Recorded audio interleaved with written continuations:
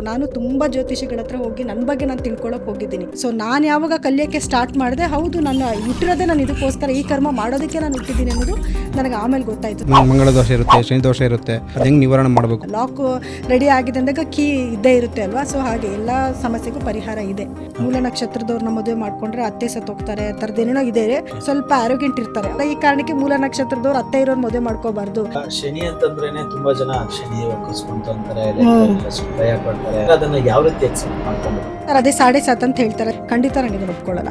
ನಮ್ಮ ಮೋದಿ ಅವ್ರಿಗೂ ಕೂಡ 7.5 ಅವರು ಪ್ರೈಮ್ ಮಿನಿಸ್ಟರ್ ಆಗಿದ್ದು 2026 ಅಂತಂದ್ರೆ 1 ಅಂದ್ರೆ ಸೂರ್ಯನ ಆಡಳಿತ ಅಂತ ಹೇಳ್ತೀವಿ. ಫೈರ್ ಆಕ್ಸಿಡೆಂಟ್ಸ್ ಸ್ವಲ್ಪ ಆಗುತ್ತೆ ಸರ್. ನ್ಯೂಮರಾಲಜಿ ಅಂತ ಬಂದ್ರೆ ಪರ್ಟಿಕ್ಯುಲರ್ ಆಗಿ ಇದೇ ನಂಬರ್ ತಗೊಂಡ್ರೆ ಇದಾಗುತ್ತೆ ಅಂತ ಅದು ರೂಲ್ಸ್ ಇದೆ ಮೇಡಮ್. ನೋಡಿ, ನ್ಯೂಮರಾಲಜಿ ಮತ್ತೆ ವಾಸ್ತು ಈ ಎರಡರಲ್ಲಿ ಮಾತ್ರನೇ ನಮ್ಗೆ ಏನಾದ್ರೂ ತೊಂದರೆಗಳಾದಾಗ ಸರಿ ಮಾಡ್ಕೊಳಕ್ಕಾಗುವಂಥದ್ದು, ಅಂದ್ರೆ ಪರಿಹಾರಗಳಿರುವಂಥದ್ದು ಇದು. ಇತ್ತೀಚೆಗೆ ಮೇಡಮ್ ಎಲ್ಲ ತುಂಬಾ ಜನ ಸಿಸರಿನ್ ಮಾಡಿಸ್ತಾರೆ ಮೇಡಮ್. ಸಿಸರಿನ್ ಮಾಡಿಸೋ ಮುಂಚೆನೆ ನಿಮ್ಮ ಹತ್ರ ಬಂದಿರ್ತಾರೆ ಅವರು. ಆವಾಗಿನ ಕಾಲದಲ್ಲಿ ದೇವ್ರ ನಿರ್ಣಯದ ಪ್ರಕಾರ ಮಕ್ಕಳಾಗ್ತಿದ್ರು.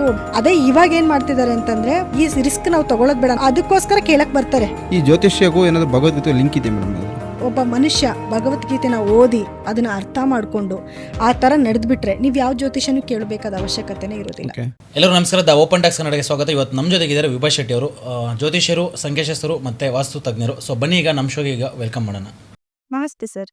ಥ್ಯಾಂಕ್ ಸೊ ಮ್ಯಾಮ್, ಈ ಒಂದು ಪಾಡ್ಕಾಸ್ಟ್ ಮಾಡ್ತಾ ಇರೋ ಉದ್ದೇಶ ಏನಪ್ಪ ಅಂದರೆ ಲೈಕ್ ಅಸ್ಟ್ರಾಲಜಿ ಬಗ್ಗೆ ಅಥವಾ ಜ್ಯೋತಿಷ್ಯದ ಬಗ್ಗೆ ತುಂಬ ಜನಕ್ಕೆ ಡೌಟ್ಸ್ ಇರ್ತದೆ. ಲೈಕ್ ಹೆಂಗೆ ಬಂತು ಅಥವಾ ಲೈಕ್ ಅವ್ರ ದಿನನಿತ್ಯ ಜೀವನದಲ್ಲಿ ಸೊ ಇದ್ರ ಬಗ್ಗೆ ಒಂದಷ್ಟು ಜನಕ್ಕೆ ತಿಳ್ಕೊಬೇಕಂತ ಆಸೆ ಇರ್ತದೆ. ಸೊ ಅದಕ್ಕೋಸ್ಕರ ಲೈಕ್ ಈ ಒಂದು ಇದ್ರ ಬಗ್ಗೆ ಡೌಟ್ಸ್ ಕ್ಲಿಯರ್ ಮಾಡಬೇಕು ಅಂತ like thank you for coming ma'am. Thank you. So ಮೊದಲನೇದಾಗಿ ಅಸ್ಟ್ರಾಲಜಿ ಲೈಕ್ ಹೆಂಗೆ ಉಟ್ಕೊಂತು ಅಂದು ಯಾವುದೇ ರೀತಿ ಮಾಡ್ಬೋದು ಸರ್? ನೋಡಿ, ಅಸ್ಟ್ರಾಲಜಿ ಅಂತ ಅನ್ನೋದು ಇವಾಗಿಂದ ಶುರುವಾಗಿರುವಂಥದ್ದಲ್ಲ. ಇದು ಬಹಳ ವರ್ಷಗಳು, ತುಂಬ ಹಳೇ ಕಾಲದಿಂದ ಬಂದಿರುವಂಥದ್ದು. ಅಂದರೆ ಅವಾಗೆಲ್ಲ ಸಮಯ ಏನು ಎತ್ತ ಅಂತ ಅನ್ನೋದು ನಮಗೆ ಅವ್ರಿಗೆ ಗೊತ್ತಾಗ್ತಾ ಇರಲಿಲ್ಲ. ಸೊ ಆ ಟೈಮಲ್ಲಿ ಏನಂದರೆ, ಈಗ ಒಂದು ಮಳೆ ಬರ್ತಾ ಇದೆ, ಆ ಟೈಮಲ್ಲಿ ಯಾವ ನಕ್ಷತ್ರ ಇದೆ ಅಂತ ಫಸ್ಟ್ ನೋಡ್ಕೊತಿದ್ರು. ಯಾವಾಗ ಮಳೆ ಜಾಸ್ತಿ ಬರುತ್ತೆ, ಯಾವ ನಕ್ಷತ್ರದಲ್ಲಿ ಮಳೆ ಬರುತ್ತೆ ಅನ್ನೋ ಆಧಾರನ ಫಸ್ಟ್ ಶುರು ಮಾಡಿಕೊಂಡ್ರು. ಅದಾದಮೇಲೆ ಸಮಯ, ಈ ಸಮಯದಲ್ಲಿ ಈ ಗ್ರಹನೇ ಇರುತ್ತೆ, ಈ ನಕ್ಷತ್ರನೇ ಇರುತ್ತೆ ಅನ್ನೋ ಒಂದು ಆಧಾರದಲ್ಲಿ ಹಂಗೆ ಮಾಡ್ತಾ ಇವತ್ತು ನಾವು ಕಂಪ್ಯೂಟರಲ್ಲಿ ಒಂದು ಡೇಟ್ ಆಫ್ ಬರ್ತ್ ಟೈಮಿಂಗ್ಸ್ ಹಾಕಿದ ತಕ್ಷಣ ಪ್ರತಿಯೊಂದು ಅಲೈನ್ಮೆಂಟು ಕೂಡ ಕಾಣುವಷ್ಟು ಒಂದು ಮಟ್ಟಕ್ಕೆ ನಾವು ಬಂದಿದ್ದೀವಿ. ಇದೆಲ್ಲನೂ ಕೂಡ ನಮ್ಮ ಪೂರ್ವಿಕರ ಒಂದು ಕೊಡುಗೆ. ನೀವು ಈ ಒಂದು ಅಸ್ಟ್ರಾಲಜಿಗೆ ಲೈಕ್ ಯಾವ ರೀತಿ ಈ ಕೆರಿಯರ್ಗೆ ಎಂಟ್ರಿ ಆದ್ರೆ ಮ್ಯಾಮ್? ಅಂದರೆ ಸರ್, ನಾನು ಫಸ್ಟ್ ಟೀಚರಾಗಿ ವರ್ಕ್ ಮಾಡ್ತಾ ಇದ್ದೆ. ಸೊ ಆವಾಗ ನನಗೆ ಸ್ವಲ್ಪ ಟೈಮ್ ಫ್ರೀ ಸಿಕ್ತಿತ್ತು, ಅಂದರೆ 4 o'clock ತನಕ ಇರ್ತಾಯಿತ್ತು ಅಷ್ಟೇ. ಅದಾದಮೇಲೆ ನನಗೆ ಇದನ್ನು ಕಲಿಬೇಕು ಅನ್ನೋ ಆಸಕ್ತಿ ಬಂತು. ಅಂದರೆ ಬೇಕಾದಷ್ಟು ವರ್ಕ್ ಮಾಡಿದ್ದೀನಿ, ನಾನು ಮಾರ್ಕೆಟಿಂಗ್ ಫೀಲ್ಡಲ್ಲಿ ವರ್ಕ್ ಮಾಡಿದ್ದೀನಿ. ಅದಾದಮೇಲೆ ಸೊ ಟೀಚರಾಗಿ ವರ್ಕ್ ಮಾಡಿದ್ದೀನಿ. ಅದಾದಮೇಲೆ ಈ ಆಸ್ಟ್ರಾಲಜಿ ಮಾಡಬೇಕು ಅಂತ ಬಂದೆ. ಅಂದರೆ ನನಗೆ ಬೇರೆಯವ್ರ ಹತ್ರ ಹೋಗಿ ಕೇಳಿದಾಗ ಸ್ವಲ್ಪ ತುಂಬ ಕನ್ಫ್ಯೂಷನ್ ಮಾಡ್ತಾಯಿದ್ರು. ಅಂದರೆ ಒಂದು ಸತಿ ನಿನಗೆ ಬಿಸ್ನೆಸ್ ಚೆನ್ನಾಗಿ ಬರುತ್ತೆ, ಇನ್ನೊಂದು ಕಡೆ ವರ್ಕ್ ಚೆನ್ನಾಗಿ ಬರುತ್ತೆ ಅನ್ನೋದು, ಇನ್ನೊಂದು ಸತಿ ನಿನ್ನ ಜಾತಕನೇ ಚೆನ್ನಾಗಿಲ್ಲ ಅನ್ನೋದು, ಇನ್ನೊಂದು ಸತಿ ಏನೋ ಸಾಧನೆ ಮಾಡ್ತೆ ಅನ್ನೋದು ಒಬ್ಬೊಬ್ಬರು ಒಂಥರ ಹೇಳ್ತಾ ಇದ್ರು. ನನಗೆ ಕನ್ಫ್ಯೂಷನ್ ಆಯಿತು. ಸೊ ಯಾಕೆ ನಮ್ಮ ಬಗ್ಗೆ ನಾವೇ ತಿಳ್ಕೊಬಾರ್ದು, ಯಾಕೆ ಯಾವಾಗಲೂ ನಾವು ಡಿಪೆಂಡ್ ಆಗಬೇಕು? ನಾನು ತುಂಬ ಜ್ಯೋತಿಷಿಗಳ ಹತ್ರ ಹೋಗಿ ನನ್ನ ಬಗ್ಗೆ ನಾನು ತಿಳ್ಕೊಳಕ್ಕೆ ಹೋಗಿದ್ದೀನಿ. ಯಾರೊಬ್ಬರು ಕೂಡ ನನಗೆ ನೀನೊಂದು ಜ್ಯೋತಿಷಿ ಆಗುವಂಥ ಎಲ್ಲ ಲಕ್ಷಣ ನಿನ್ನ ಒಂದು ಕುಂಡಲಿಲಿ ಇದೆ ಅಂತ ಯಾರು ಕೂಡ ಹೇಳಿರಲಿಲ್ಲ. ಸೊ ನಾನು ಯಾವಾಗ ಕಲಿಯೋಕ್ಕೆ ಸ್ಟಾರ್ಟ್ ಮಾಡಿದೆ, ಹೌದು ನಾನು ಹುಟ್ಟಿರೋದೇ ನಾನು ಇದಕ್ಕೋಸ್ಕರ, ಈ ಕರ್ಮ ಮಾಡೋದಕ್ಕೆ ನಾನು ಹುಟ್ಟಿದ್ದೀನಿ ಅನ್ನೋದು ನನಗೆ ಆಮೇಲೆ ಗೊತ್ತಾಯಿತು. ಸೊ ಅದಕ್ಕೋಸ್ಕರ ನಾನು ಇಷ್ಟೊಂದು ಜಾಬ್ಗಳನ್ನ ಚೇಂಜ್ ಮಾಡ್ಕೊಂಡು ನನ್ನ ಜೀವನದಲ್ಲಿ ಇಷ್ಟೊಂದು ಏಳು ಬೀಳುಗಳನ್ನ ನೋಡ್ಕೊಂಡು ಅನ್ನೋದು ನನಗೆ ಫೈನಲ್ ಆಗಿ ನನಗೆ ಅರ್ಥ ಆಯಿತು ಸರ್. ಸೊ ಆ ಮುಖಾಂತರ ನಾನು ಆ್ಯಕ್ಚುಲಿ ಅಂದರೆ ನನಗೆ ನಾನು ತಿಳ್ಕೊಬೇಕು ಅನ್ನೋ ಮುಖಾಂತರ ನಾನು ಜ್ಯೋತಿಷಕ್ಕೆ ಬಂದೆ. ಸೊ ಎಷ್ಟೊಂದು ಜನ ಕನ್ಫ್ಯೂಷನ್ ಮಾಡ್ತಾ ಇದ್ದಾರೆ ಅಲ್ವಾ. ಸೊ ಕ್ಲಾರಿಟಿಯಾಗಿ ಒಬ್ಬರಿಗೆ ನಾನು ಜ್ಯೋತಿಷನ ಹೇಳಬೇಕು ಅನ್ನೋ ಒಂದು ಕಾನ್ಸೆಪ್ಟ್ ಇಟ್ಕೊಂಡು ನಾನು ಜ್ಯೋತಿಷಕ್ಕೆ ಬಂದೆ ಸರ್.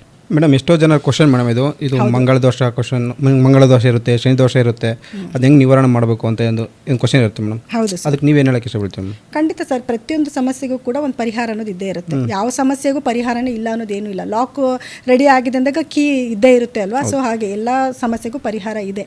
ಹೌದು, ಕುಜದೋಷ ಇದೆ ಅಂತಂದರೆ ಅದಕ್ಕೆ ಕೆಲವು ಪರಿಹಾರಗಳಿರುತ್ತೆ. ಅಂದರೆ ಗ್ರಹಗಳ ಅಲೈನ್ಮೆಂಟ್ ಮೇಲೆ ಡಿಪೆಂಡ್ ಆಗುತ್ತೆ. ಕುಜದೋಷ ಹೆಂಗಿದೆ ಅಂತಂದರೆ ಮಂಗಳ ಯಾವ್ಯಾವ ಪ್ಲೇಸ್ಮೆಂಟಲ್ಲಿ ಇದ್ದಾನೆ ಅನ್ನೋದ್ರ ಮೇಲೆ ಕುಜದೋಷ ಇದೆ ಇಲ್ಲ ಅಂತ ಹೇಳ್ತೀವಿ.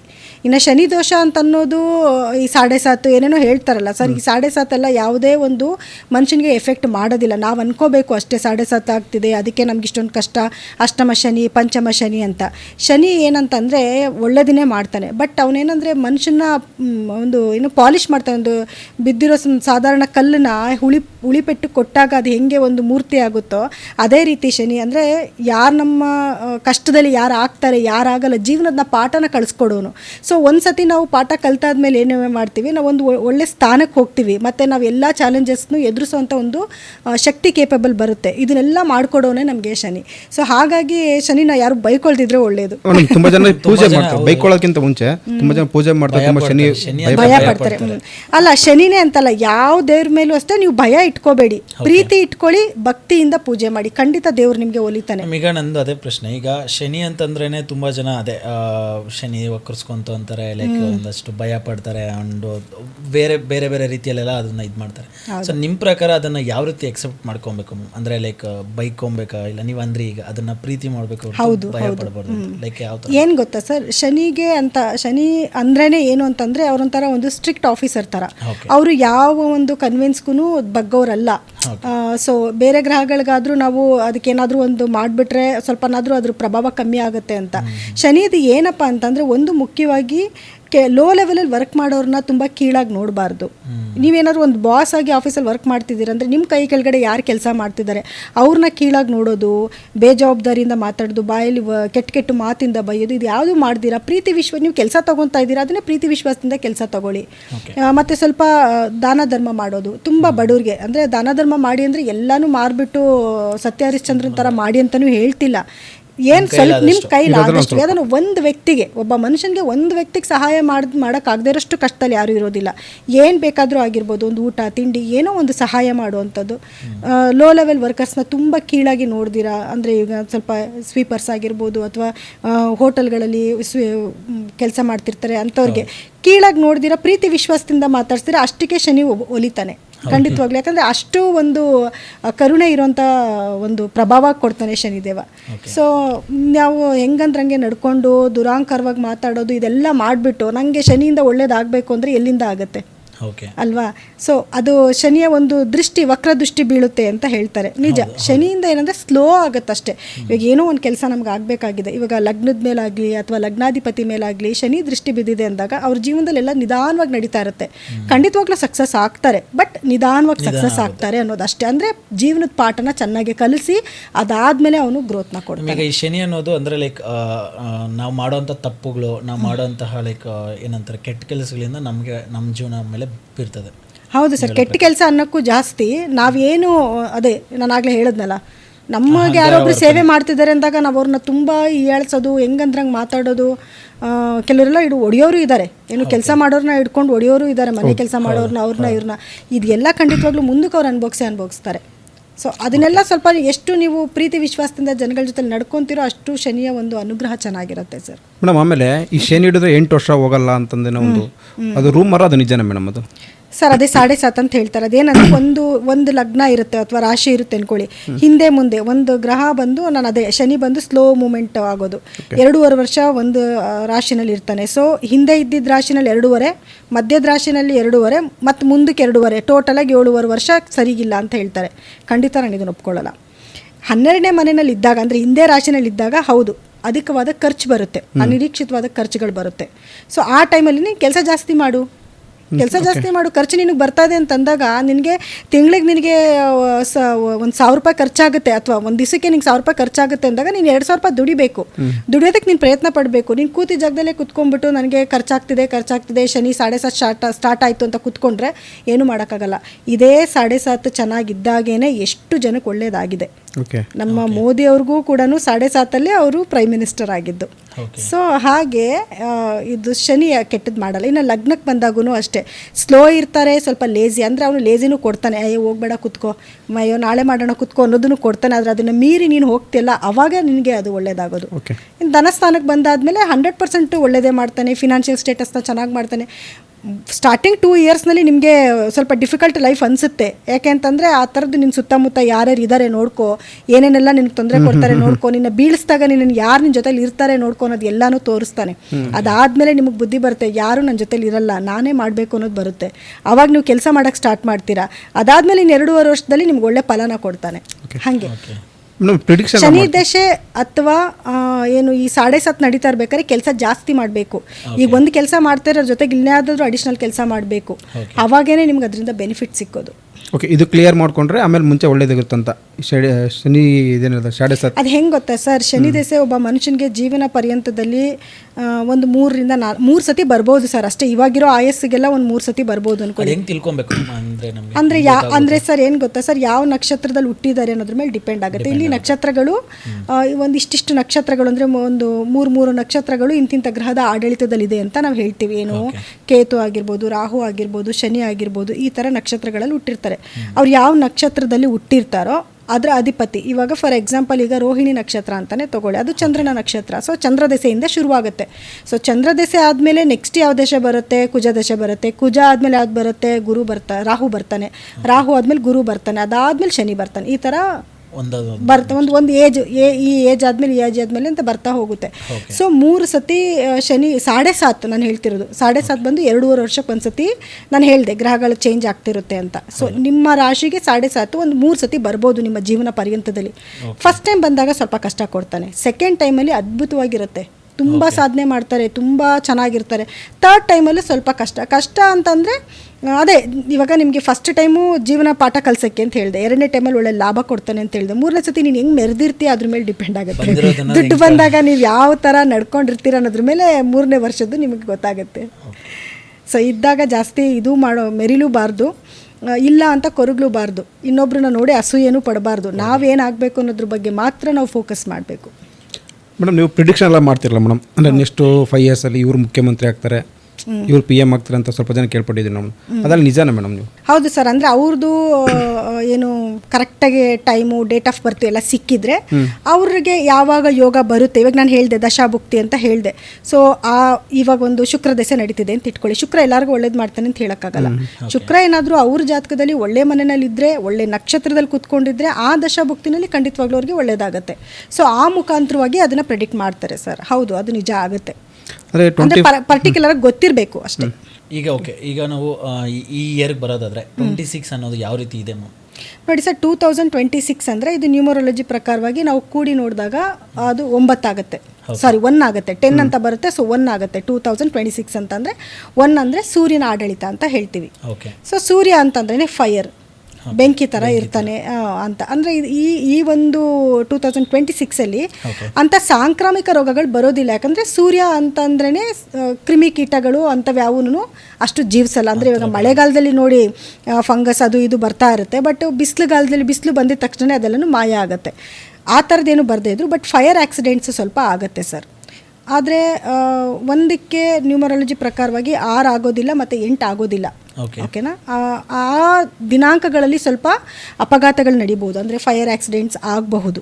ಮ್ಯಾಮ್, ಈಗ ಈ ವರ್ಷ ಯಾವ ರಾಶಿಗೆ ಹೆಂಗಿದೆ ಅಂತಂದರೆ ಯಾವ ಥರ? ಯಾವ ರಾಶಿಗೆ ತುಂಬ ಚೆನ್ನಾಗಿದೆ, ಯಾವ ರಾಶಿಗೆ ಚೆನ್ನಾಗಿಲ್ಲ ಅಂತ. ಓಕೆ, ತುಂಬ ಚೆನ್ನಾಗಿದೆ ಅಂತಂದರೆ ವೃಷಭ ರಾಶಿಗೆ ಚೆನ್ನಾಗಿದೆ, ಮೇಷ ರಾಶಿಗೆ ಚೆನ್ನಾಗಿದೆ, ಮಿಥುನ ರಾಶಿಗೆ ಸ್ವಲ್ಪ ಗುರು ಬದಲಾವಣೆ ಆಗೋದ್ಮೇಲೆ ಸ್ವಲ್ಪ ಚೆನ್ನಾಗಾಗುತ್ತೆ. ಇನ್ನು ತುಲಾ ರಾಶಿಗೆ ಚೆನ್ನಾಗಿದೆ, ಕುಂಭ ರಾಶಿಗೆ ಚೆನ್ನಾಗಿದೆ, ಮೀನ ರಾಶಿಯವ್ರಿಗೂ ಚೆನ್ನಾಗೇ ಇದೆ ಸರ್. ಆ್ಯಕ್ಚುಲಿ ಎಲ್ಲ ಶನಿ ಇದ್ದಾನೆ ಅದರಲ್ಲಿ ಅಂತ ಅಂದ್ಕೊಂಡು ಹೇಳ್ತಾರೆ, ಬಟ್ ಚೆನ್ನಾಗೇ ಇದೆ. ತುಂಬ ಚೆನ್ನಾಗಿದೆ ಅಂತಂದರೆ ನಂಬರ್ 1 ರೇಟ್ ಕೊಡಬೇಕಂದ್ರೆ ವೃಷಭ ರಾಶಿ ಮತ್ತು ಕುಂಭ ರಾಶಿಯವ್ರಿಗೆ ತುಂಬ ಚೆನ್ನಾಗಿದೆ. ನ್ಯೂಮರಾಲಜಿ ಅಂತ ಬಂದರೆ ಇದೇ ನಂಬರ್ ಈ ಪರ್ಟಿಕ್ಯುಲರ್ಗೆ ಇದೇ ನಂಬರ್ ತೊಗೊಂಡ್ರೆ ಇದಾಗುತ್ತೆ ಅಂತ ಅದು ರೂಲ್ಸ್ ಇದೆ ಮೇಡಮ್? ಖಂಡಿತ ಇದೆ ಸರ್. ಅಂದರೆ ಏನು ಗೊತ್ತಾ, ಒಂದು ಅಂದರೆ ಇಲ್ಲಿ ಆಗಬರಲ್ಲ, ನಾನು ಆಗಲೇ ಹೇಳಿದೆ ಈ ನಂಬರ್ಗಳಾಗಲ್ಲ ಅಂತ. ಆಗಲ್ಲ ಅನ್ನೋದೇನಿಲ್ಲ ಅದರೊಳಗಡೆ. ನೆಗೆಟಿವ್ ಅಂದರೆ ನ್ಯೂಟ್ರಲ್ ನಂಬರ್ಸ್ ಅಂತ ಹೇಳ್ತೀವಿ ಅಷ್ಟೇ ನಾವು. ಆಗೋದೇ ಇಲ್ಲ ಅಂತಲ್ಲ. ಯಾಕಂದರೆ ಒಬ್ಬ ಮನುಷ್ಯನಿಗೆ ಡೇಟ್ ಬೇರೆ ಆಗಿರುತ್ತೆ, ಮಂತ್ ಬೇರೆ ಆಗಿರುತ್ತೆ, ಇಯರ್ ಬೇರೆ ಆಗಿರುತ್ತೆ. ಅದೆಲ್ಲ ಕೂಡಿದಾಗ ಒಂದು ನಂಬರ್ ಬರುತ್ತೆ. ಅದು ಕೂಡ ಅವನ ಮೇಲೆ ಏನೋ ಎಫೆಕ್ಟ್ ಬೀಳುತ್ತೆ. ಅಂದರೆ ಇವಾಗ ಫಾರ್ ಎಕ್ಸಾಂಪಲ್ ನೀವು ಯಾವ ಡೇಟಲ್ಲಿ ಹುಟ್ಟಿರೋದು ಸರ್? 24 ಅಂತಂದರೆ 6 ಆಯಿತು, ಆಯಿತಾ? ನಿಮ್ಮ ಬರ್ತ್ ನಂಬರ್ ಅಂತ ಬಂದಾಗ 6 ಆಗುತ್ತೆ. ನಿಮ್ಮ ಟೋಟಲ್ ನಿಮ್ಮ ಮಂತು ಮತ್ತು ಇಯರ್ ಇಷ್ಟನ್ನು ಕೂಡಿದಾಗ ಒಂದು ನಂಬರ್ ಬರುತ್ತೆ. ಅದೊಂದು ನಂಬರ್ ನಿಮ್ಮನ್ನ ಫಾಲೋ ಮಾಡುತ್ತೆ. ಜೊತೆಗೆ ನಿಮ್ಮ ಇಯರ್, ನೀವು ಹುಟ್ಟರು ಯಾವ ಇಯರ್ ಅಂತಂದರೆ ನೀವು 1996 ಅದನ್ನು ಕೂಡಿದಾಗ ಒಂದು ನಂಬರ್ ಬರುತ್ತಲ್ಲ, ಆ ನಂಬರು. ಅದು ಆ 3 ಕೂಡ ನಿಮ್ಮ ಜೀವನದಲ್ಲಿ, ಇವಾಗ ನಾನು ಹೇಳಿದೆ 6ನೇ ತಾರೀಕುವರೆಗೆ 2026ಅಲ್ಲಿ ಸ್ವಲ್ಪ ಎಫೆಕ್ಟ್ ಇದೆ ಅಂತ ಹೇಳಿದೆ. ಬಟ್ ಅಷ್ಟಕ್ಕೆ ನೀವು 6ನೇ ತಾರೀಕು ನನಗೆ ಹಂಗಾಗೋಯ್ತು ಅಂತ ಕೊರಗೋಂಗಿಲ್ಲ. ಬಿಕಾಸ್ ನಿಮ್ಗೆ ಇನ್ನೂ 2 ನಂಬರ್ ಫಾಲೋ ಮಾಡ್ತಿದೆ. ಆ 2 ನಂಬರ್ಗೆ 1ನೇ ತಾರೀಕು ಆಗುತ್ತೆ ಅಂತಂದರೆ ಖಂಡಿತ ಆಗುತ್ತೆ. ಹಂಗೆ. ಅದು ಇವಾಗ ಗಾಡಿ ತಗೋಬೇಕಂದ್ರೆ ಇವಾಗ ಒಂದು ವೆಹಿಕಲ್ ತಗೋಬೇಕಂದ್ರೆ ಒಂದು ನಂಬರ್ ನೋಡೇ ತೊಗೊಳ್ತಾರೆ ಮೇಡಮ್. ಅದೆಲ್ಲ ಏನಕ್ಕೆ ಅಂತಂದರೆ ಸರ್, ಇವಾಗ ನಾನು ಹೇಳಿದೆ, ಈಗ ನೀವು 3 ನಂಬರ್ ನಿಮ್ದಿದೆ ಡೇಟ್ ಆಫ್ ಬರ್ತಲ್ಲಿ ಅಂತ ಹೇಳಿದೆ, ಅದಕ್ಕೆ ಮ್ಯಾಚ್ ಆಗುವಂಥ ನಂಬರ್ನ ನಾವು ತೊಗೊಂಡಾಗ ನಮಗೆ ಸಕ್ಸಸ್ ಚೆನ್ನಾಗಿರುತ್ತೆ ಜೀವನದಲ್ಲಿ. ಯಾಕಂದರೆ ನೋಡಿ, ನ್ಯೂಮರಾಲಜಿ ಮತ್ತು ವಾಸ್ತು ಈ ಎರಡರಲ್ಲಿ ಮಾತ್ರನೇ ನಮ್ಗೆ ಏನಾದರೂ ತೊಂದರೆಗಳಾದಾಗ ಸರಿ ಮಾಡ್ಕೊಳ್ಳೋಕ್ಕಾಗುವಂಥದ್ದು, ಅಂದರೆ ಪರಿಹಾರಗಳಿರುವಂಥದ್ದು ಇದು. ಏನೋ ಒಂದು ಫೋನ್ ನಂಬರ್ ತೊಗೊಳ್ಳೋದಾಗಿರ್ಬೋದು, ನೇಮ್ ಟ್ಯೂನ್ ಮಾಡ್ಕೊಳ್ಳೋದಾಗಿರ್ಬೋದು, ಇದು ಎರಡನ್ನೂ ಕೂಡ ಖಂಡಿತವಾಗ್ಲೂ ಸಕ್ಸಸ್ನ ಕೊಡುತ್ತೆ. ಈವನ್ ಫೋನ್ ನಂಬರಲ್ಲೂ ಬರುತ್ತೆ ಮೇಡಮ್ ಆ ಥರ? ಖಂಡಿತ ಸರ್.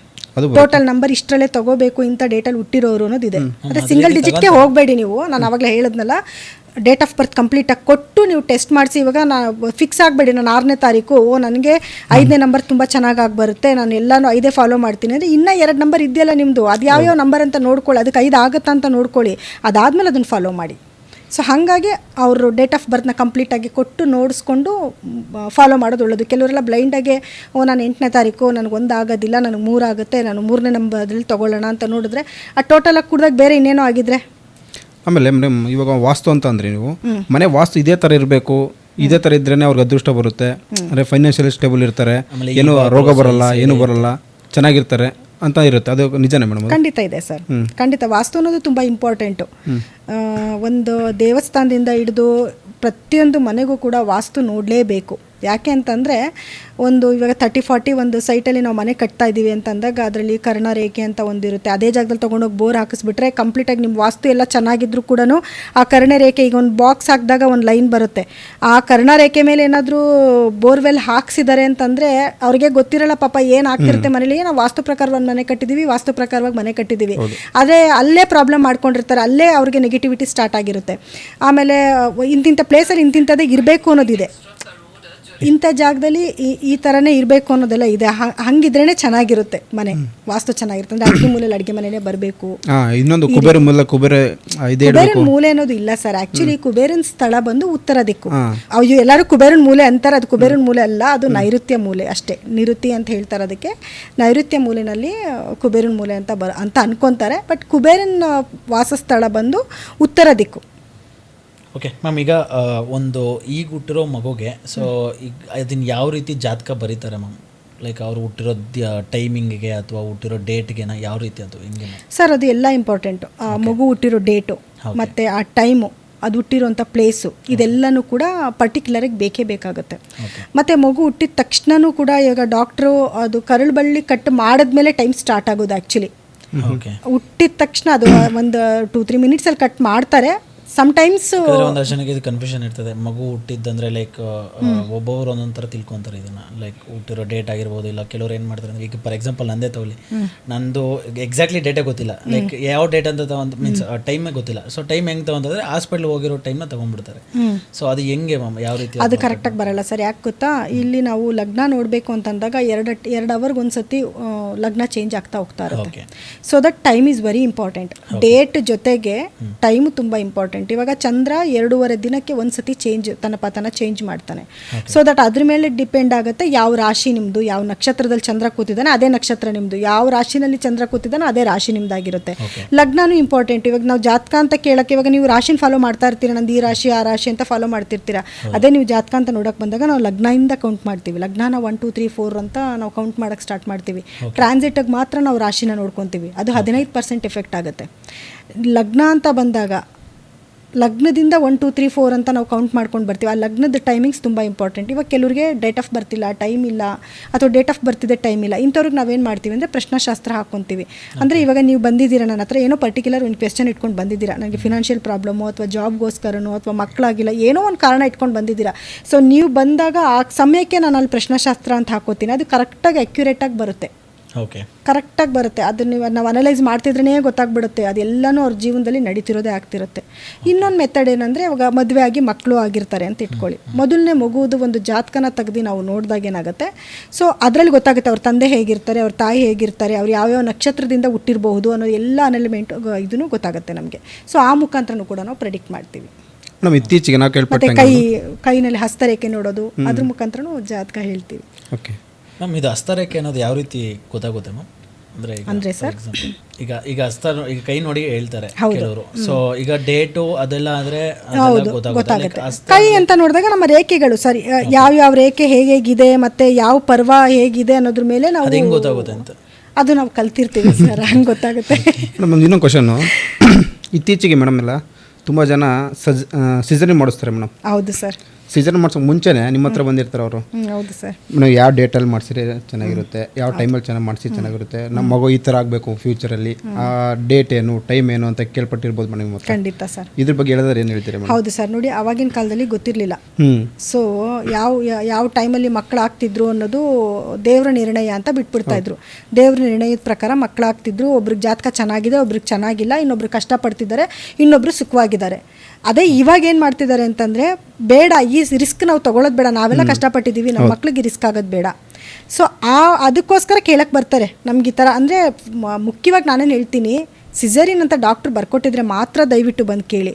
ಸುಮ್ಮನೆ ನೀವೇನೇ ಆಪ್ರೇಷನ್ ಮಾಡಿಸ್ಕೊಂಡು ಯಾಕೆ ಕಷ್ಟಪಡ್ತೀರಾ ಅಲ್ವಾ?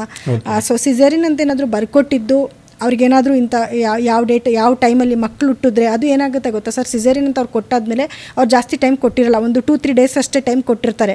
ಆ ಟೈಮಲ್ಲಿ ನಾವು ಆ ಡೇಟ್ಸಲ್ಲಿ ಟೈಮ್ನ ನೋಡ್ಕೊತೀವಿ. ಬಿಕಾಸ್ ನಾನು ಹೇಳಿದೆ ಆಗಲೇ ನಿಮಗೆ, ಏನು ಲಗ್ನದ ಮೇಲೆ ಡಿಪೆಂಡ್ ಆಗುತ್ತೆ, 2 ಅವರ್ಗೆ ಚೇಂಜ್ ಆಗುತ್ತೆ ಅಂತ. ಈ ಲಗ್ನ ಅಂದರೆ ನಾವು ನೋಡ್ಕೊತೀವಿ, ಲಗ್ನನ ಸ್ಟ್ರಾಂಗ್ ಮಾಡಬೇಕಂದ್ರೆ ನವಾಂಶದಲ್ಲಿ ಲಗ್ನದಲ್ಲಿ ಒಂದೇ ಗ್ರಹ ಬರೋ ಥರ ಮಾಡ್ಕೊಳ್ಳೋದು, ಅಥವಾ ಲಗ್ನಾಧಿಪತಿನ ಸ್ಟ್ರಾಂಗ್ ಮಾಡೋದು. ಅವಾಗ ಏನಾಗುತ್ತೆ, ವ್ಯಕ್ತಿ ಲಗ್ನಾಧಿಪತಿ ಸ್ಟ್ರಾಂಗ್ ಇತ್ತು ಅಂದರೆ ಎಂಥ ಕಷ್ಟ ಬಂದರೂ ಕೂಡ ಅವ್ರಿಗವರೇ ಪಾರಾಗೋದನ್ನ ಅವ್ರು ಕಲ್ತಿರ್ತಾರೆ. ಅದು ತುಂಬ ಇಂಪಾರ್ಟೆಂಟು. ಸೊ ಎಲ್ಲರೂ ಜೊತೆಯಲ್ಲಿ ಇರೋದಿಲ್ಲ. ಒಂದು ಫೈನಲ್ ಆಗಿ ನೋಡಿದಾಗ ನಾವು ಒಬ್ಬರೇ ನಾವು. ಸೊ ಆ ಟೈಮಲ್ಲಿ ಅವ್ರನ್ನ ಎಲ್ಲನೂ ಎದುರಿಸೋ ಶಕ್ತಿ ಅವರಿಗೆ ಬಂದ್ಬಿಡುತ್ತೆ. ಸೊ ಆ ಥರ ಕೆಲವೊಂದನ್ನ ನೋಡಿ ನಾವು ಅಲೈನ್ಮೆಂಟ್ ಮಾಡಿ ನಾವು ಟೈಮಿಂಗ್ಸ್ನ ಕೊಡ್ತೀವಿ. ನೀವು ನಿಮ್ಮ ಕೆರಿಯರಲ್ಲಿ ಈ ಥರ ಏನು ನೋಡಿದ್ದೀರಾ? ನಾನು ಕೊಟ್ಟಿದ್ದೀನಿ ಸರ್ ಡೇಟ್ಸ್ ಎಲ್ಲ, ಆ ಥರ ಕೊಟ್ಟಿದ್ದೀನಿ ಸರ್. ಸಿಸೇರಿಯನ್ ಅಂತ ಬರ್ಕೊಟ್ಟ ಮೇಲೇ ಒಂದು ಮಗು ಆಲ್ರೆಡಿ ಅವ್ರಿಗೆ ಆಗಿತ್ತು, 2ನೇ ಮಗುದು ಡೇಟ್ಸ್ ಕೊಡಿ ಅಂತ ಬಂದಿದ್ರು, ಕೊಟ್ಟಿದ್ದೀನಿ ಸರ್. ಅಂದರೆ ಬೇಕಾದಷ್ಟು ಕೊಟ್ಟಿದ್ದೀನಿ, ಬಟ್ ಒಂದು ಎಕ್ಸಾಂಪಲ್ ಆಗಿ ಹೇಳ್ತಾ ಇದ್ದೀನಿ ಸರ್. ಮೇಡಮ್ ನಿಮಗೆ ಬರೋಂಥ ಕ್ಲೈಂಟ್ ಹೆಂಗಿರುತ್ತೆ ಮೇಡಮ್? ಅಂದರೆ ಸ್ವಲ್ಪ ಜನ ಫೈನಾನ್ಷಿಯಲ್ ಚೆನ್ನಾಗಿಲ್ಲ ಅಂತ ಹೇಳ್ಬಿಟ್ಟು ನಾನು ದುಡ್ಡು ಮಾಡಬೇಕಂತ ಬಂದಿರ್ತಾರೆ, ಸ್ವಲ್ಪ ಜನ ಮಕ್ಕಳಿಲ್ಲ ಅಂತ ಬಂದಿರ್ತಾರೆ. ಇನ್ನೊಂದು ನಿಮಗೆ ಹೇಳ್ಬೇಕಂತ ಮೇಡಮ್, ಮಕ್ಕಳಾಗಿಲ್ಲ ಅಂತ ಹೇಳ್ಬಿಟ್ಟು ಜಾಸ್ತಿ ಏಜ್ ಆಗಿದೆ ಅಂತ ಹೇಳ್ಬಿಟ್ಟು ಈ ಸೆಕೆಂಡ್ ಮ್ಯಾರೇಜ್ ಅಂತ ಮಾಡ್ತಾರೆ. ಅಂದರೆ ಆಲದ ಮರ, ಎಕ್ಕೆ ಮರ, ಈ ಥರಕ್ಕೆಲ್ಲ ಮದುವೆ ಮಾಡಿಸ್ತಾ ಇರ್ತಾರೆ. ಅದೆಲ್ಲ ವರ್ಕೌಟ್ ಆಗುತ್ತೆ ಮೇಡಮ್? ಅಂದರೆ ಸರ್ ಆ್ಯಕ್ಚುಲಿ ಮದುವೆಯಲ್ಲಿ ಕುಜದೋಷ ಇದ್ದವ್ರಿಗೆ, ಅಥವಾ ಮದುವೆ ಪ್ರಾಬ್ಲಮ್ ಆಗುತ್ತೆ ಅನ್ನೋರಿಗೆ, ಅಥವಾ 7ನೇ ಮನೆ ಅಧಿಪತಿ 8ನೇ ಮನೇಲಿ ಹೋಗಿ ಕೂತ್ಕೊಂಡಿದ್ದಾನೆ, ಅಥವಾ 8ನೇ ಮನೆ ಸಂಬಂಧಪಟ್ಟು ಏನೋ ಒಂದು ಕನೆಕ್ಟಿವಿಟಿ ಇದೆ ಅಂತ ಗೊತ್ತಾದಾಗ ಏನಾಗುತ್ತೆ, ಸ್ವಲ್ಪ ಪ್ರಾಬ್ಲಮ್ಸ್ ಇದೆ ಅನ್ನೋದು ನಮಗೆ ಮೊದಲೇ ಗೊತ್ತಾಗುತ್ತೆ. ಸೊ ಅಂಥ ಟೈಮಲ್ಲಿ ಏನು ಮಾಡ್ತಾರೆ ಅಂತಂದರೆ, ಮದುವೆಗೆ ಮುಂಚೆ, ಇದು ಮದುವೆ ಆದಮೇಲೆ ಏನು ಮಾಡೋಕ್ಕಾಗಲ್ಲ, ಮದುವೆಗೆ ಮುಂಚೆ ಅದು ನಾನು ಹೇಳ್ತಾ ಇರೋದು. ಮದುವೆಗೆ ಮುಂಚೆನೇ ಏನು ಮಾಡ್ತಾರೆ, ಇದು ಕದಳಿ ವಿವಾಹ ಅಥವಾ ಕುಂಭ ವಿವಾಹ ಅಂತ ಮಾಡಿಸಿ ಅದನ್ನು ಒಡೆದಾಕಿ ಅದಾದಮೇಲೆ ಮದುವೆನ ಮಾಡಿಸ್ತಾರೆ. ಆದರೆ ಮದುವೆ ಆದಮೇಲೆ ಕೆಲವರು ಮರುಮಾಂಗಲ್ಯ ಅದು ಇದು ಅಂತ ಅದೇ ವ್ಯಕ್ತಿನೇ ತಾನೇ ತಾಳಿ ಕಟ್ಟೋದು. ಏನು ಮತ್ತೆ ವ್ಯತ್ಯಾಸ ಬಂತು? ಏನು ವ್ಯತ್ಯಾಸ ಇಲ್ಲ. ನನ್ನ ಪ್ರಕಾರ ಇಲ್ಲ ಸರ್. ನಾನು ಬೇರೆಯವ್ರದ್ದು ನನ್ನ ಬಗ್ಗೆ ನಾನು ಇದು ಮಾಡೋಕ್ಕೆ ಹೋಗಲ್ಲ. ನಾನೊಂದು ಆಲೋಚನೆ ನೀವೇ ಮಾಡಿ. ಇವಾಗ ಮೊದಲನೇ ಸತಿ ತಾಳಿ ಕಟ್ಟಿರೋದು ಅದೇ ವ್ಯಕ್ತಿನೇ, 2ನೇ ಸತಿ ತಾಳಿ ಕಟ್ಟಿರೋದು ಅದೇ ವ್ಯಕ್ತಿನೇ. ಸೊ ನಿಮಗೆ ನೀವು ಕಟ್ತಾ ಇರೋದೇನಕ್ಕೆ, ಹಳೇದು ಇದಾಯಿತು ಹೊಸದಕ್ಕೇನೋ ಚೆನ್ನಾಗಾಗಲಿ ಅನ್ನೋದು ಕಟ್ಟಿದ್ರೆ, ಹಳೆ ವ್ಯಕ್ತಿನೂ ನೀವೇ ಆಗಿದ್ರಲ್ವಾ. ಸೊ ಅಲ್ಲಿ ಏನು ಇದಾಯಿತು ಅಂದರೆ ಮೇಡಮ್, ಮದುವೆಗೆ ಮುಂಚೆನೇ ಇದೆಲ್ಲ ತೋರಿಸ್ಕೊಳ್ಳೋದು ಒಳ್ಳೇದು ಆ್ಯಕ್ಚುಲಿ. ಓಕೆ, ನೀವು ಹೇಳೋದು ಮದುವೆಗೆ ಮುಂಚೆ ಇದೆಲ್ಲ ತೋರಿಸೋದೇ ಬೆಟರ್, ಮದುವೆ ಆದಮೇಲೆ ಆಗಿತ್ತ ಅಂತ? ಮದುವೆ ಆದಮೇಲೆಗಿಂತ ಮದುವೆ ಮುಂಚೆ ತೋರಿಸ್ಕೊಳ್ಳೋದು ಒಳ್ಳೇದು ಸರ್. ಮದುವೆ ಆದಮೇಲೆ ನಾವು ಆ್ಯಕ್ಚುಲಿ ಅವ್ರನ್ನ ಕೌನ್ಸಿಲ್ ಮಾಡಬೇಕಷ್ಟೇ. ಸೊ ನಿಮ್ಮ ನಡವಳಿಕೆನಲ್ಲಿ ಬದಲಾಯಿಸ್ಕೊಳ್ಳಿ. ತುಂಬ ಏನು ಕೆಲವ್ರು ಹೆಂಗಿರ್ತಾರೆ, ಇಬ್ಬರು ಜಗಳ ಆಡ್ತಾರೆ, ಇಬ್ಬರು ಒಂದೇ ಸಮ ಜಗಳ ಆಡ್ತಿರ್ತಾರೆ. ಒಬ್ರು ಕೂಲ್ ಆಗ್ರಿ, ಇನ್ನೊಬ್ರು ಮಾತಾಡ್ಬೇಕಾದ್ರೆ ಟೈಮ್ ಕೊಡಿ, ಅವರೆಲ್ಲ ಮಾತಾಡಿ ಮುಗಿಸ್ಲಿ, ಅದಾದ್ಮೇಲೆ ಕುತ್ಕೊಂಡು ಶಾಂತ ರೀತಿಯಲ್ಲಿ ಹೇಳಿ ಅಂತ ಕೌನ್ಸಿಲ್ ಮಾಡ್ಬೋದು. ಮತ್ತು ನಾವು ಕ್ರಿಸ್ಟಲ್ಸ್ ಸಜೆಸ್ಟ್ ಮಾಡ್ತೀವಿ ಸರ್. ಕ್ರಿಸ್ಟಲ್ಸ್ ಅಂದರೆ ಈ ರೀತಿ ಕ್ರಿಸ್ಟಲ್ಸ್ ಇರುತ್ತೆ. ಸೊ ಇದು ಅಷ್ಟೇ, ಇದು ಬಾಂಡೇಜ್ನ, ಗಂಡ ಹೆಂಡತಿ ಮಧ್ಯದಲ್ಲಿ ಬ್ರೇಕೇಜ್ ಆಗಿದ್ದರೆ ಬಾಂಡೇಜ್ನ ಕ್ರಿಯೇಟ್ ಮಾಡಿಕೊಡುತ್ತೆ. ಮನೆಯಲ್ಲಿ ಪ್ರೀತಿ ವಿಶ್ವಾಸ ಬೇಕು ಅಂದಾಗ ಅದನ್ನು ಮೂಡಿಸ್ಕೊಡುತ್ತೆ. ಅದೆಲ್ಲದಕ್ಕೂ ತುಂಬ ಹೆಲ್ಪ್ ಮಾಡುತ್ತೆ ಸರ್. ಯಾಕಂದರೆ ಇದು ಬಹಳ ವರ್ಷಗಳ ಕಾಲದಿಂದನೂ ಭೂಮಿ ಒಳಗಡೆ ಇರುವಂಥ ಕಲ್ಲು. ಅಂದರೆ ಏನು ಹೇಳ್ತೀನಿ ನಾನು, ಎಲ್ಲನೂ ನೋಡ್ಕೊಂಡು ಬಂದಿರುತ್ತೆ. ಇದು ಭೂಮಿ ಒಳಗಡೆ ಇರೋ ಒತ್ತಡ ನೋಡ್ಕೊಂಡು ಬಂದಿರುತ್ತೆ, ಬೆಂಕಿನಲ್ಲಿ ಬೆಂದಿರುತ್ತೆ, ಮಳೆನಲ್ಲಿ ನೀರಿನಲ್ಲಿ ಇರುತ್ತೆ, ಎಲ್ಲನೂ ನೋಡ್ಕೊಂಡು ಬಂದಿರೋದ್ರಿಂದ ಅದು ನಮ್ಮ ಲೈಫ್ನಲ್ಲಿ ಬಂದು ಒಂದು ಅದ್ಭುತನ ಕ್ರಿಯೇಟ್ ಮಾಡುತ್ತೆ. ಅಂದರೆ ಮ್ಯಾನಿಫೆಸ್ಟೇಷನ್ ನಾವು ಮಾಡ್ಕೊತೀವಲ್ಲ, ಅದ್ರ ಮೇಲೆ ಎಲ್ಲನೂ ಕೂಡ ಡಿಪೆಂಡ್ ಆಗುತ್ತೆ. ಓಕೆ, ನೀವು ಯಾರಾದರೂ ಆ ಥರ ಕೇಸಸ್ ನೋಡಿದ್ರೆ ಮ್ಯಾಮ್? ಅಂದರೆ ಸರ್ ಯಾವ ಥರದ್ದು ಸರ್? ಮನೇಲಿ ನೆಮ್ಮದಿ ಇಲ್ಲ, ಸೊ ಮನೇಲಿ ತುಂಬ ಕೇಸಸ್ ಬರುತ್ತೆ ಸರ್. ಇವಾಗ ನಮ್ಮ ಹತ್ರ ಬರೋದೇ ಅಂತವ್ರಲ್ವಾ ಸರ್, ತುಂಬ ಚೆನ್ನಾಗಿರೋರು ಯಾರು ಬರ್ತಾರೆ ಸರ್? ಈಗ ಸುಮಾರು ಜನ ಈಗ ಆಲ್ರೆಡಿ ಎಲ್ಲರೂ ಲೈಕ್ ಜೀವನದಲ್ಲಿ ಆ ಥರಕ್ಕೆ ಇದ್ದೇ ಇರ್ತದೆ. ನೀವೇನು ಸಜೆಷನ್ ಮಾಡ್ತೀರಾ ಮ್ಯಾಮ್? ಈಗ ಫಾರ್ ಎಕ್ಸಾಂಪಲ್ಲು ಗಂಡ ಹೆಂಡ್ತಿ ಒಂದೇ ಥರ ನಿಂತ್ಕೊಳ್ಳೋದು, ನೀನು ಅಂದರೆ ನಾನು, ಸೊ ನಾನೇ ಹೆಚ್ಚು ಅಂತ ನಿಂತ್ಕೊಂತಾರೆ. ಸೊ ಆ ಥರ ಅಂಥವ್ರಿಗೆ ನಾನು ಏನು ಹೇಳ್ತೀನಿ ಗೊತ್ತಾ ಸರ್, ಫಸ್ಟು ಡೇಟ್ ಕೊಟ್ರಲ್ಲ ಸರ್ ಅವ್ರಿಗೆ ಮದುವೆ ಮಾಡೋಕ್ಕೆ, ಮ್ಯಾಚಿಂಗ್ ಮಾಡಿದ್ರಲ್ಲ ಸರ್, ಫಸ್ಟು ಅದು ಕರೆಕ್ಟಾಗಿಲ್ಲ ಸರ್. ಯಾಕೆ ಗೊತ್ತಾ, ಒಬ್ಬರು ಈ ಥರದವ್ರು ಇದ್ದಾಗ ಅವ್ರನ್ನ ಅಡ್ಜಸ್ಟ್ ಮಾಡ್ಕೊಂಡು ಹೋಗೋವಂಥವ್ರನ್ನ ನಾವು ಮ್ಯಾಚ್ ಮಾಡಬೇಕು ಯಾವಾಗಲೂ ಅಷ್ಟೇ. ಸೊ ಹೆಂಗೆ ನಾವು ಜಾತಕ, ಒಂದು ಹುಡುಗಿ ಜಾತಕ ತೊಗೊಂಬಂದು ಕೊಡ್ತಾರೆ, ಬರೀ ಕೆಲವರು ಗಣಕೂಟ ನೋಡಿ ಕಳಿಸ್ಬಿಡ್ತಾರೆ. ಆ ಗಣಕೂಟ ನೋಡಿ ಎಷ್ಟೋ ಮದುವೆಗಳು ಕ್ಯಾನ್ಸಲ್ ಆಗಿರೋದಿದೆ. ಈಗ ಏನು ನೋಡಿದ್ರೇ ಮದುವೆ ಆಗಿರೋರು ಸಕ್ಸಸ್ ಆಗಿರ್ತಾರೆ ಅಂತ ಹೇಳ್ತಾರೆ. ಸೊ ಏನಕ್ಕೆ ಆ ಥರ ಆಗುತ್ತೆ ಅಂತಂದರೆ, ಅವರ ರಾಶಿಗೆ ಇವರ ಒಂದು ಇಬ್ಬರದು ಹಾರೋಸ್ಕೋಪ್ ಮ್ಯಾಚ್ ಆಗ್ತಾ ಇರುತ್ತೆ. ಅಂದರೆ ಅದೊಂದು ಇರುತ್ತೆ ಸರ್, ಈ ನಕ್ಷತ್ರದವ್ರಿಗೆ ಈ ನಕ್ಷತ್ರದವ್ರು ಇದ್ದರೆ ಮ್ಯಾಚ್ ಚೆನ್ನಾಗಿರುತ್ತೆ. ಯಾಕೆಂದರೆ ಈ ನಕ್ಷತ್ರದವ್ರು ತುಂಬ ಆ್ಯರೋಗೆಂಟ್ ಆಗಿರ್ತಾರೆ, ಇನ್ನೊಂದು ನಕ್ಷತ್ರದವರು ತಾಳ್ಮೆಯಿಂದ ತಿಳ್ಕೊಂಡು ಅದಾದಮೇಲೆ ಮಾತಾಡೋಂಥವ್ರಾಗಿರ್ತಾರೆ. ಆವಾಗ ಚೆನ್ನಾಗೇ ಇರುತ್ತಲ್ಲ. ಯಾವಾಗಲೂ ಏನು ಬೆಂಕಿ ಜೊತೆಯಲ್ಲಿ ಗಾಳಿ ಇದ್ದರೆ ಬೆಂಕಿ ಚೆನ್ನಾಗಿ ಉರಿಯುತ್ತೆ, ಬೆಂಕಿ ಜೊತೆಯಲ್ಲಿ ನೀರಿದ್ದಾಗ ಬೆಂಕಿ ಆರೋಗುತ್ತೆ. ಈ ಥರ ಒಂದು ಕ್ಲೀನಾಗಿ ಮ್ಯಾಚ್ ಮಾಡಬೇಕು. ಈಗ ಭೂಮಿಗೆ ನೀರು ಹಾಕ್ದಾಗ ಭೂಮಿ ನೀರನ್ನ ಹೀರ್ಕೊಳ್ಳುತ್ತೆ ಅಲ್ವಾ? ಸೊ ಹಾಗೆ ಜೀವನನೂ ಅದೇ ಥರ ನಾವು ಕ್ಲೀನಾಗಿ ಮ್ಯಾಚ್ ಮಾಡಬೇಕು. ಸೊ ಎಲ್ಲ ಆಗೋಗಿದೆ, ಇವಾಗ ಬಂದಿದ್ದೀವಿ, ಕೆಟ್ಟೋಗಿದೆ ನಮ್ಮ ಜೀವನ, ಏನು ಮಾಡಬೇಕು ಅಂದಾಗ ಹೇಳೋಷ್ಟು ಕೌನ್ಸಿಲ್ನ ಮಾಡ್ತೀವಿ, ಇಲ್ಲ ಅಂತಲ್ಲ. ಅದ್ರ ಜೊತೆಗೆ ಕೆಲವು ಕ್ರಿಸ್ಟಲ್ಸ್ನ ಕೊಡ್ತೀವಿ ಸರ್. ಇಬ್ಬರು ಮಧ್ಯೆ ಒಂದು ಒಳ್ಳೆ ಬಾಂಡೇಜ್ ಕ್ರಿಯೇಟ್ ಆಗೋದಕ್ಕೆ ಕೆಲವು ಕ್ರಿಸ್ಟಲ್ಸ್ನ ಕೊಡ್ತೀವಿ. ಸೊ ಅದರಿಂದನೂ ಖಂಡಿತವಾಗ್ಲೂ ಅವ್ರ ಜೀವನದಲ್ಲಿ ಸ್ವಲ್ಪ ಚೇಂಜಸ್ ಆಗುತ್ತೆ. ಏನಕ್ಕೆ ಪ್ರಶ್ನೆ ಕೇಳಿದೆ ಅಂದರೆ, ಲೈಕ್ ರೀಸೆಂಟಾಗಿ ನನ್ನ ಫ್ರೆಂಡ್ದೇ, ಓಕೆನಾ, ಸೊ ಅವರು ಇಬ್ಬರು ಲವ್ ಮಾಡಿ ಮದುವೆ ಮಾಡ್ಕೊಂಡಿದ್ದೆ. ಸೊ ಮದುವೆಗೆ ಮುಂಚೆ ಅವರು ತೋರಿಸ್ಕೊಂಡ್ರು. ಸೊ ತೋರಿಸ್ಕೊಂಡಾಗ ಅವರು ಆಲ್ರೆಡಿ ಹೇಳಿದ್ರು ನಿಮ್ಗಿಬ್ಬರಿಗೂ ಸರಿ ಬರ್ತಿಲ್ಲ ಅಂತ. ಬಟ್ ಅವರಿಬ್ಬರು ಬೇರೆ ಆಗೋಕ್ಕಾಗಲಿಲ್ಲ. ಸೊ ಅವ್ರು ಏನು ಮಾಡಿದ್ರು ಅಂದರೆ, ಲೈಕ್ ಒಂದಷ್ಟು ಪೂಜೆನ ಮಾಡ್ಕೊಂಡ್ರು. ಬಟ್ ಆದರೂ ಕೂಡ ಮದುವೆ ಆದಮೇಲೆ ಕೂಡ ಅವ್ರ ಮಧ್ಯೆ ಒಂದು ಚಿಕ್ಕ ಪುಟ್ಟ ಬಿರುಕುಗಳು, ಗಲಾಟೆಗಳು, ಸೊ ಅದು ಯಾವ ಲೆವೆಲ್ಗೆ ಅಂದರೆ ಡಿವೋರ್ಸ್ ಲೆವೆಲ್ವರೆಗೂ ಒಂದೊಂದ್ಸರಿ ಹೋಗ್ಬಿಟ್ಟಿರ್ತದೆ. ಸೊ ಅದಕ್ಕೆ ಅವ್ರಿಗೆ ಅಂಥ ಜನ ಸುಮಾರು ಜನ ಇರ್ತಾರೆ ಮ್ಯಾಮ್, ಸುಮಾರು ಜನ ಇರ್ತಾರೆ. ಸೊ ಅಂಥವ್ರಿಗೆ ಒಂದು ಒಳ್ಳೇದಾಗುತ್ತೆ ಅಂತ ಅಷ್ಟೇ. ಅಂದರೆ ಏನು ಗೊತ್ತಾ ಸರ್, ಈಗ ಕೆಲವ್ರದ್ದು ಜಾತಕ ನೋಡ್ತಿದ್ದಂಗೆ ಹೇಳ್ಬಿಡ್ಬೋದು ಇದು ಡಿವೋರ್ಸ್ ಜಾತಕ, ಇವ್ರಿಗೆ ಸೆಕೆಂಡ್ ಮ್ಯಾರೇಜ್ ಇದೆ ಅಂತ. ಇನ್ನು ಕೆಲವ್ರದ್ದು ಹೇಗಿರುತ್ತೆ ಅಂತಂದರೆ, ಡಿವೋರ್ಸ್ ಆಗೋದಿಲ್ಲ. ಅವ್ರಿಗೆ ಎಷ್ಟೇ ಕಿತ್ಲಾಡ್ಕೊಂಡು ಟಾಮ್ ಅಂಡ್ ಜೆರಿ ಥರ ಕಿತ್ಲಾಡ್ತಿರ್ತಾರೆ, ಕಿತ್ಲಾಡ್ತಿರ್ತಾರೆ ಒಂದು. ಕೆಲವರು ಯಾರನ್ನ ಮಧ್ಯದಲ್ಲಿ ಹೋಗಿರೋರು ಕೆಟ್ಟೋರಾಗ್ಬಿಡ್ಬೇಕು, ಇದು ಮುಗ್ದೋಯ್ತು ಕಿತ್ತೋಯ್ತು ಅನ್ನೋ ಲೆವೆಲ್ಗೆ ಜಗಳಕ್ಕೆ ಹೋಗಿರ್ತಾರೆ. ಅವ್ರಿಗೆಲ್ಲ ಏನಾಗುತ್ತೆ, ಗುರು ದೃಷ್ಟಿ ಚೆನ್ನಾಗಿರುತ್ತೆ ಸರ್. ಅವ್ರಿಗೆ ಗುರುದೇನೋ ಒಂದು ದೃಷ್ಟಿ ಬಿದ್ದಾಗ ಆ ಕಿತ್ತೋಕೋ ಜಾತಕನೂ ಕೂಡ ಒಂದು ಚೆನ್ನಾಗಾಗತ್ತೆ. ಸೊ ಈ ಥರನೂ ಇರುತ್ತೆ ಸರ್. ಓಕೆ, ಈಗ ಮ್ಯಾಮ್ ಲವ್ ಮಾಡಿ ಮದುವೆ ಮಾಡ್ಕೊತಾರಲ್ಲ, ಸೊ ಇದೆಲ್ಲ ನೋಡೋದೇ ಇಲ್ಲ ಅವರು, ಓಕೆ ಅಲ್ವಾ? ಸೊ ಈಗ ದೊಡ್ಡವ್ರು ಹೇಳ್ತಾರೆ ನೋಡಿ ಮಾಡೋದಾದ್ರೆ ಎಲ್ಲ ನೋಡಿ ಜಾತಕ ಎಲ್ಲ ನೋಡಿ ಮಾಡಿರ್ತಾರೆ. ಬಟ್ ಈ ಲವ್ ಮಾಡ್ಕೊಂಡಿರೋರು ಏನೂ ಇರಲ್ಲ. ಸೊ ಅದೆಲ್ಲ ಹೆಂಗೆ ಮ್ಯಾಮ್? ಅದು ಕೆಲವ್ರು ಚೆನ್ನಾಗಿರ್ತಾರೆ, ಕೆಲವ್ರು ಚೆನ್ನಾಗಿರಲ್ಲ. ಸೊ ಅವ್ರ ಲೈಫಲ್ಲಿ ಏನಾದರೂ ಇಂಪ್ಯಾಕ್ಟ್ ಹೆಂಗಿರ್ತದೆ ಅಂತ? ಈಗೇನು ಗೊತ್ತಾ ಸರ್, ನೀವು ಒಂದು ಲವ್ ಮಾಡಿದ್ಮೇಲೆ ನೀವು ಕಮಿಟ್ ಆಗಿದ್ದೀರಾ, ನಾನು ಅವ್ರನ್ನ ಮದುವೆ ಆಗೇಬೇಕು ಅಂತ ಅಂದಾದ್ಮೇಲೆ ತಿರ್ಗಾ ಜಾತಕ ಏನಕ್ಕೆ ನೋಡ್ತೀರಾ ನೀವು? ಓಕೆ, ಇವಾಗ ನೀವು ಚೆನ್ನಾಗಿಲ್ಲ ಅಂದರೆ ನೀವು ಬಿಡೋಕ್ಕೆ ರೆಡಿ ಇಲ್ಲ, ಮತ್ತು ನೋಡೋಕ್ಕೆ ಹೋಗಬೇಡಿ ಅಷ್ಟೇ. ಇವಾಗ ನನಗೆ ಆ ಹುಡುಗಿ ಬೇಕೇ ಬೇಕು ಅಂತ ನೀವು ಹಠ ಮಾಡಿ ನಿಂತ್ಕೊಂಡ್ಮೇಲೆ ನೀವು ಜಾತಕ ನೋಡೋಕ್ಕೆ ಹೋಗಬೇಡಿ ಅಷ್ಟೇ. ಅದು ಏನು ಬಂದರೂ ನೀವು ಎದುರಿಸಲೇಬೇಕು. ಬಿಕಾಸ್ ನೀವೇ ತೊಗೊಂಡ್ರೋ ಡಿಸಿಷನ್ ಇದು, ನನಗೆ ಆ ಹುಡುಗಿ ಬೇಕಷ್ಟೇ, ಅವಳು ಕೆಟ್ಟದಾಗಲಿ ಒಳ್ಳೇದಾಗಲಿ ನಾನು ಜೊತೆ ಬದುಕ್ತೀನಿ ಅಂತ ನೀವು ಹೋದ್ಮೇಲೆ ಅವ್ರ ಟಾರ್ಚರ್ ಕೊಟ್ಟರು ನೀವು ಸಹಿಸ್ಕೋಬೇಕು. ಯಾಕೆ ಮತ್ತೆ ಕಟ್ ಮಾಡ್ಕೊತಾ ಇದ್ದೀರಾ? ನೀವು ತಾನೇ ತೊಗೊಂಡಿದ್ದ ಡಿಸಿಷನು, ಮತ್ತೆ ಯಾಕೆ ನೀವು ಬೇರೆ ಮಾಡ್ಕೊತಾ ಇದ್ದೀರಿ, ಬೇರೆ ಆಗ್ತಿದ್ದೀರಾ? ಆಗಬಾರ್ದು. ದೊಡ್ಡವರೆಲ್ಲ ನಿಂತ್ಕೊಂಡು ನೋಡಿದಾಗ ಇವ್ರಿಗಿವ್ರು ಮ್ಯಾಚ್ ಆಗ್ತಾರಾ ಇಲ್ವಾ ಅಂತ ಕ್ಲೀನಾಗೆ ಮ್ಯಾಚ್ ಮಾಡಿ ಮದುವೆ ಮಾಡಿಸ್ತೀವಿ. ಇಲ್ಲ ನಾವು ನಮ್ಮ ಜೀವನ ನಾವು ನೋಡ್ಕೊತೀವಿ ಅಂದಾಗ ಅದು ಏನೇ ಬಂದರೂ ಮಾಡಬೇಕು. ನೀವು ಇಲ್ಲಿ ಪ್ರಾಮಿಸ್ ಮಾಡಿದ್ದೀರಾ ನಾನು ನಿನ್ನ ಜೊತೆಲಿ ಇರ್ತೀನಿ ಅಂತ, ಅದು ಏನೇ ಕಷ್ಟ ಬಂದರೂ ನೀವು ಜೊತೆಲಿ ಇರಲೇಬೇಕು ಅಲ್ವಾ? ಲವ್ ಮಾಡ್ಕೊಂಡು ಮದುವೆ ಮಾಡ್ಕೊಳ್ಳೋರ್ಗೆ ನಾನು ಹೇಳ್ತಾ ಇದ್ದೀನಿ, ನಾನು ಒಂದು ಕಂಪ್ಲೀಟಾಗೆ ನಂಬಿ ಇಲ್ವಾ ಏನ್ರ ಬಗ್ಗೆನೂ ತಲೆ ಕೆಡ್ಸ್ಕೋಬೇಡಿ. ಒಂಚೂರು ನಂಬಿಕೆ ಇನ್ನೊಂಚೂರು ನಂಬಿಕೆ ಇಲ್ಲ ಅನ್ನೋ ಥರ ದಯವಿಟ್ಟು ಇರಬೇಡಿ. ಅಂಥವ್ರಿಗೆ ಕಷ್ಟ ಜಾಸ್ತಿ. ಕೆಲವರು ದೇವರೇ ಇಲ್ಲ ಅಂತ ಬದುಕ್ತಿರೋರು ಚೆನ್ನಾಗೇ ಬದುಕ್ತಿದ್ದಾರೆ, ದೇವ್ರು ಇದಾನೆ ಅಂತ ಬದುಕ್ತಿದ್ದವರು ಚೆನ್ನಾಗಿ ಬದುಕ್ತಿದ್ದಾನೆ, ದೇವ್ರು ಇದಾನೆ ನನ್ನ ಜೊತೆಲಿ ದೇವ್ರು ಇದಾನೆ ಅಂತ ಅನ್ನೋರು ಚೆನ್ನಾಗಿ ಬದುಕ್ತಿದ್ದಾರೆ. ಈ ಮಧ್ಯದಲ್ಲಿ ಇರ್ತಾರಲ್ಲ, ಅಯ್ಯೋ ಕಾಪಾಡ್ತಾನೋ ಇಲ್ವೋ, ಅಯ್ಯೋ ಬಿಟ್ಬಿಡ್ತಾನೋ ಇಲ್ವೋ, ನನ್ನ ಕೆಲಸ ಕೈ ಇಟ್ಟರೆ ಏನಾಗುತ್ತೋ ಏನೋ ಅಂತಾರಲ್ಲ, ಅಂಥವ್ರಿಗೆ ಕಷ್ಟ ಜಾಸ್ತಿ. ಯಾಕಂದರೆ ಅವ್ರಿಗೆ ಕನ್ಫ್ಯೂಷನ್ ಸ್ಟೇಟಸ್ ಇರ್ತಾರೆ. ಇವ್ರಿಗೂ ಕಾನ್ಫಿಡೆಂಟ್ ಇರುತ್ತೆ, ಅವ್ರಿಗೂ ಕಾನ್ಫಿಡೆಂಟ್ ಇರ್ತಿಲ್ಲ, ದೇವ್ರು ಕಾಪಾಡ್ತಾನೆ ಅನ್ನೋ ಕಾನ್ಫಿಡೆಂಟ್ ಇದೆ ಅವ್ರಿಗೆ, ನನ್ನ ಬಲದ ಮೇಲೆ ನನಗೆ ನಂಬಿಕೆ ಇದೆ ಅಂತ ಅವ್ರಿಗೆ ಕಾನ್ಫಿಡೆಂಟ್ ಇರುತ್ತೆ. 9 ಗ್ರಹ ಇದೆ, ಅದ್ರ ಬಗ್ಗೆ ಮನುಷ್ಯನಿಗೆ ಯಾವ ಥರ ಅದು ಇದಾಗುತ್ತೆ ಅಂತ ಅಂದರೆ ಸರ್, ಈಗ ನೋಡಿ ಸೂರ್ಯ ಅಂತ ತೊಗೊಂಡಾಗ ಸೂರ್ಯ ಅಂತ ಅನ್ನೋದು ಒಂದು ಲೀಡರ್ಶಿಪ್ ಕ್ವಾಲಿಟಿ ತುಂಬ ಚೆನ್ನಾಗಿರುತ್ತೆ. ಒಂಥರ ಫೈರ್, ಅವ್ರು ಮಾತಾಡೋದೇ ಹಾಗೆ, ಒಂಥರ ಒಂದು ಬಾಸ್ ಹೆಂಗೆ ಮಾತಾಡ್ತಾರೆ ಆ ಥರ, ಒಂದು ಲೀಡರ್ ಹೆಂಗೆ ಮಾತಾಡ್ತಾರೆ ಆ ರೀತಿ ಮಾತಾಡ್ತಾರೆ. ಇನ್ನು ಚಂದ್ರ ಅಂತ ತಗೊಂಡಾಗ ತಾಯಿ ಸ್ವಭಾವ, ಚಂದ್ರನ ನಾವು ತಾಯಿಗೆ ಹೋಲಿಸ್ತೀವಿ.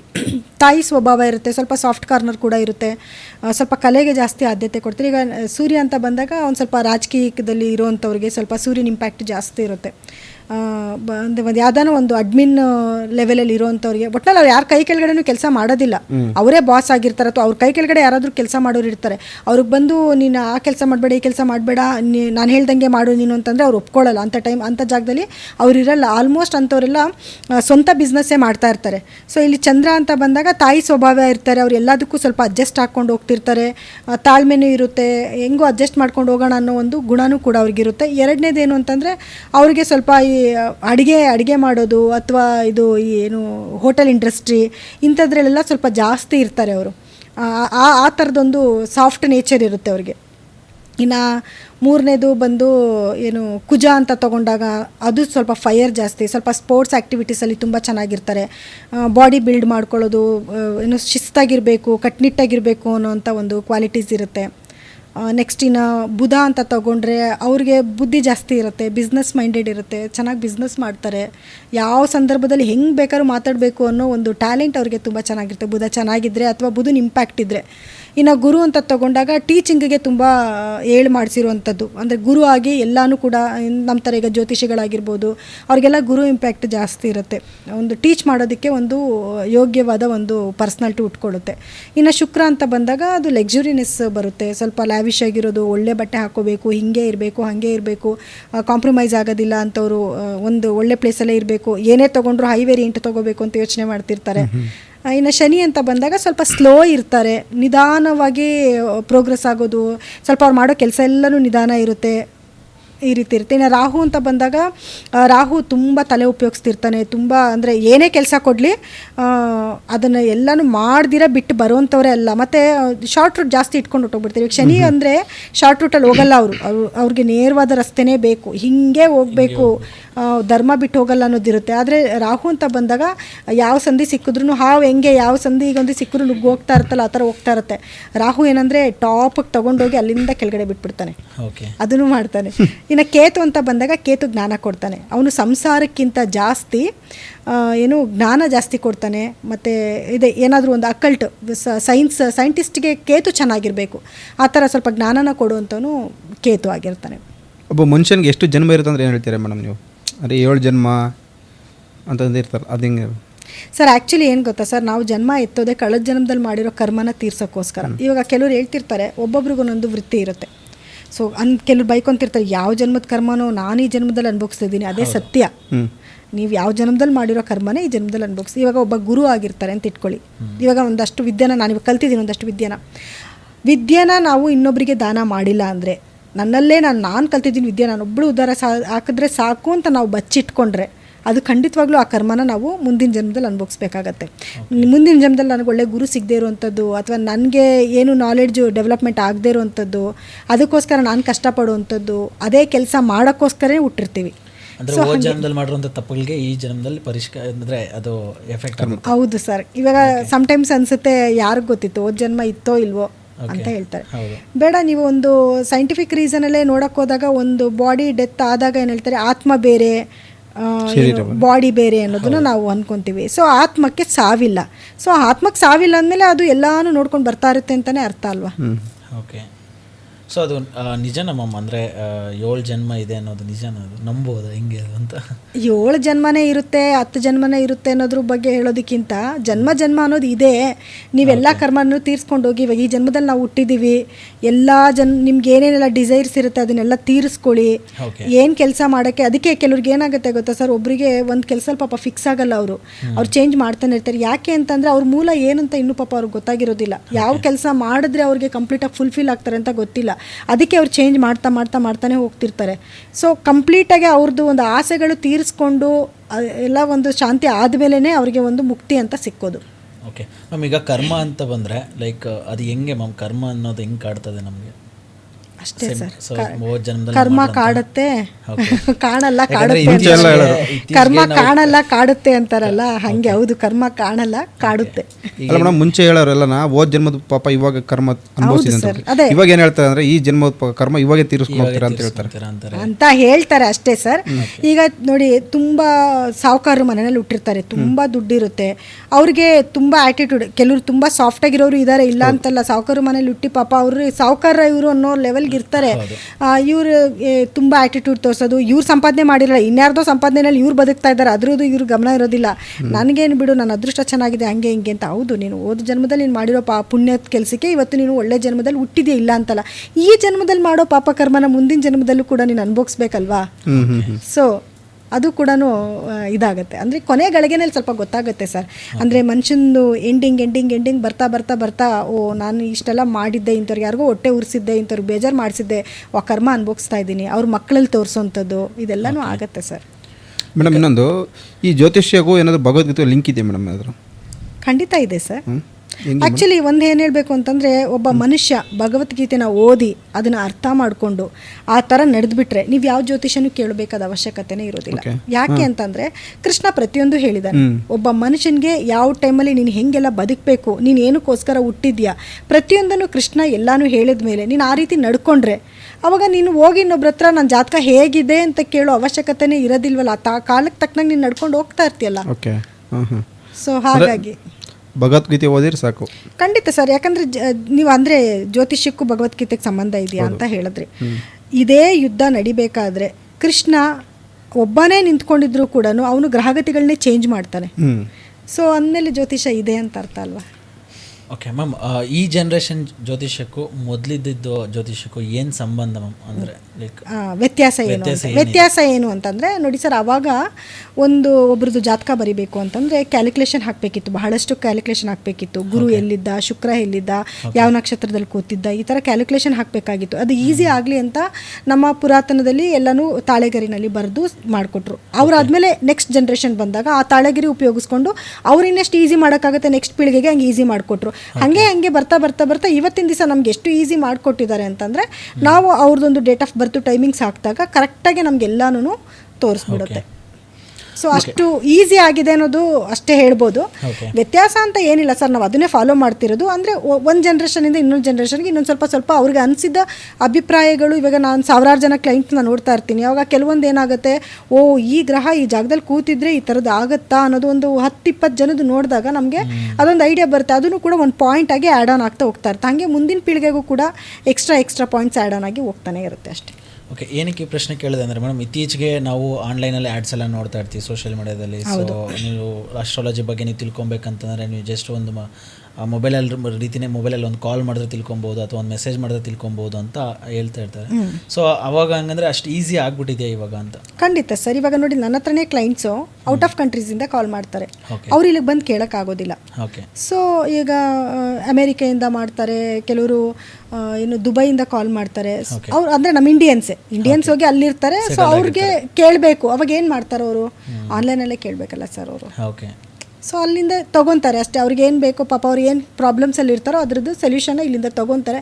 ಓನ್ಲಿ ಥಿಂಗ್ ಈಸ್ ಅವರು ದೇವಸ್ಥಾನಗಳಿಗೆ ಹೋಗೋಕ್ಕಾಗೋದಿಲ್ಲ. ಸೊ ಎಲ್ಲದಕ್ಕೂ ದೇವಸ್ಥಾನಕ್ಕೆ ಹೋಗಿ ಸೊಲ್ಯೂಷನ್ ಮಾಡ್ಕೋಬೇಕು ಅಂತಲೂ ಏನಿಲ್ಲ.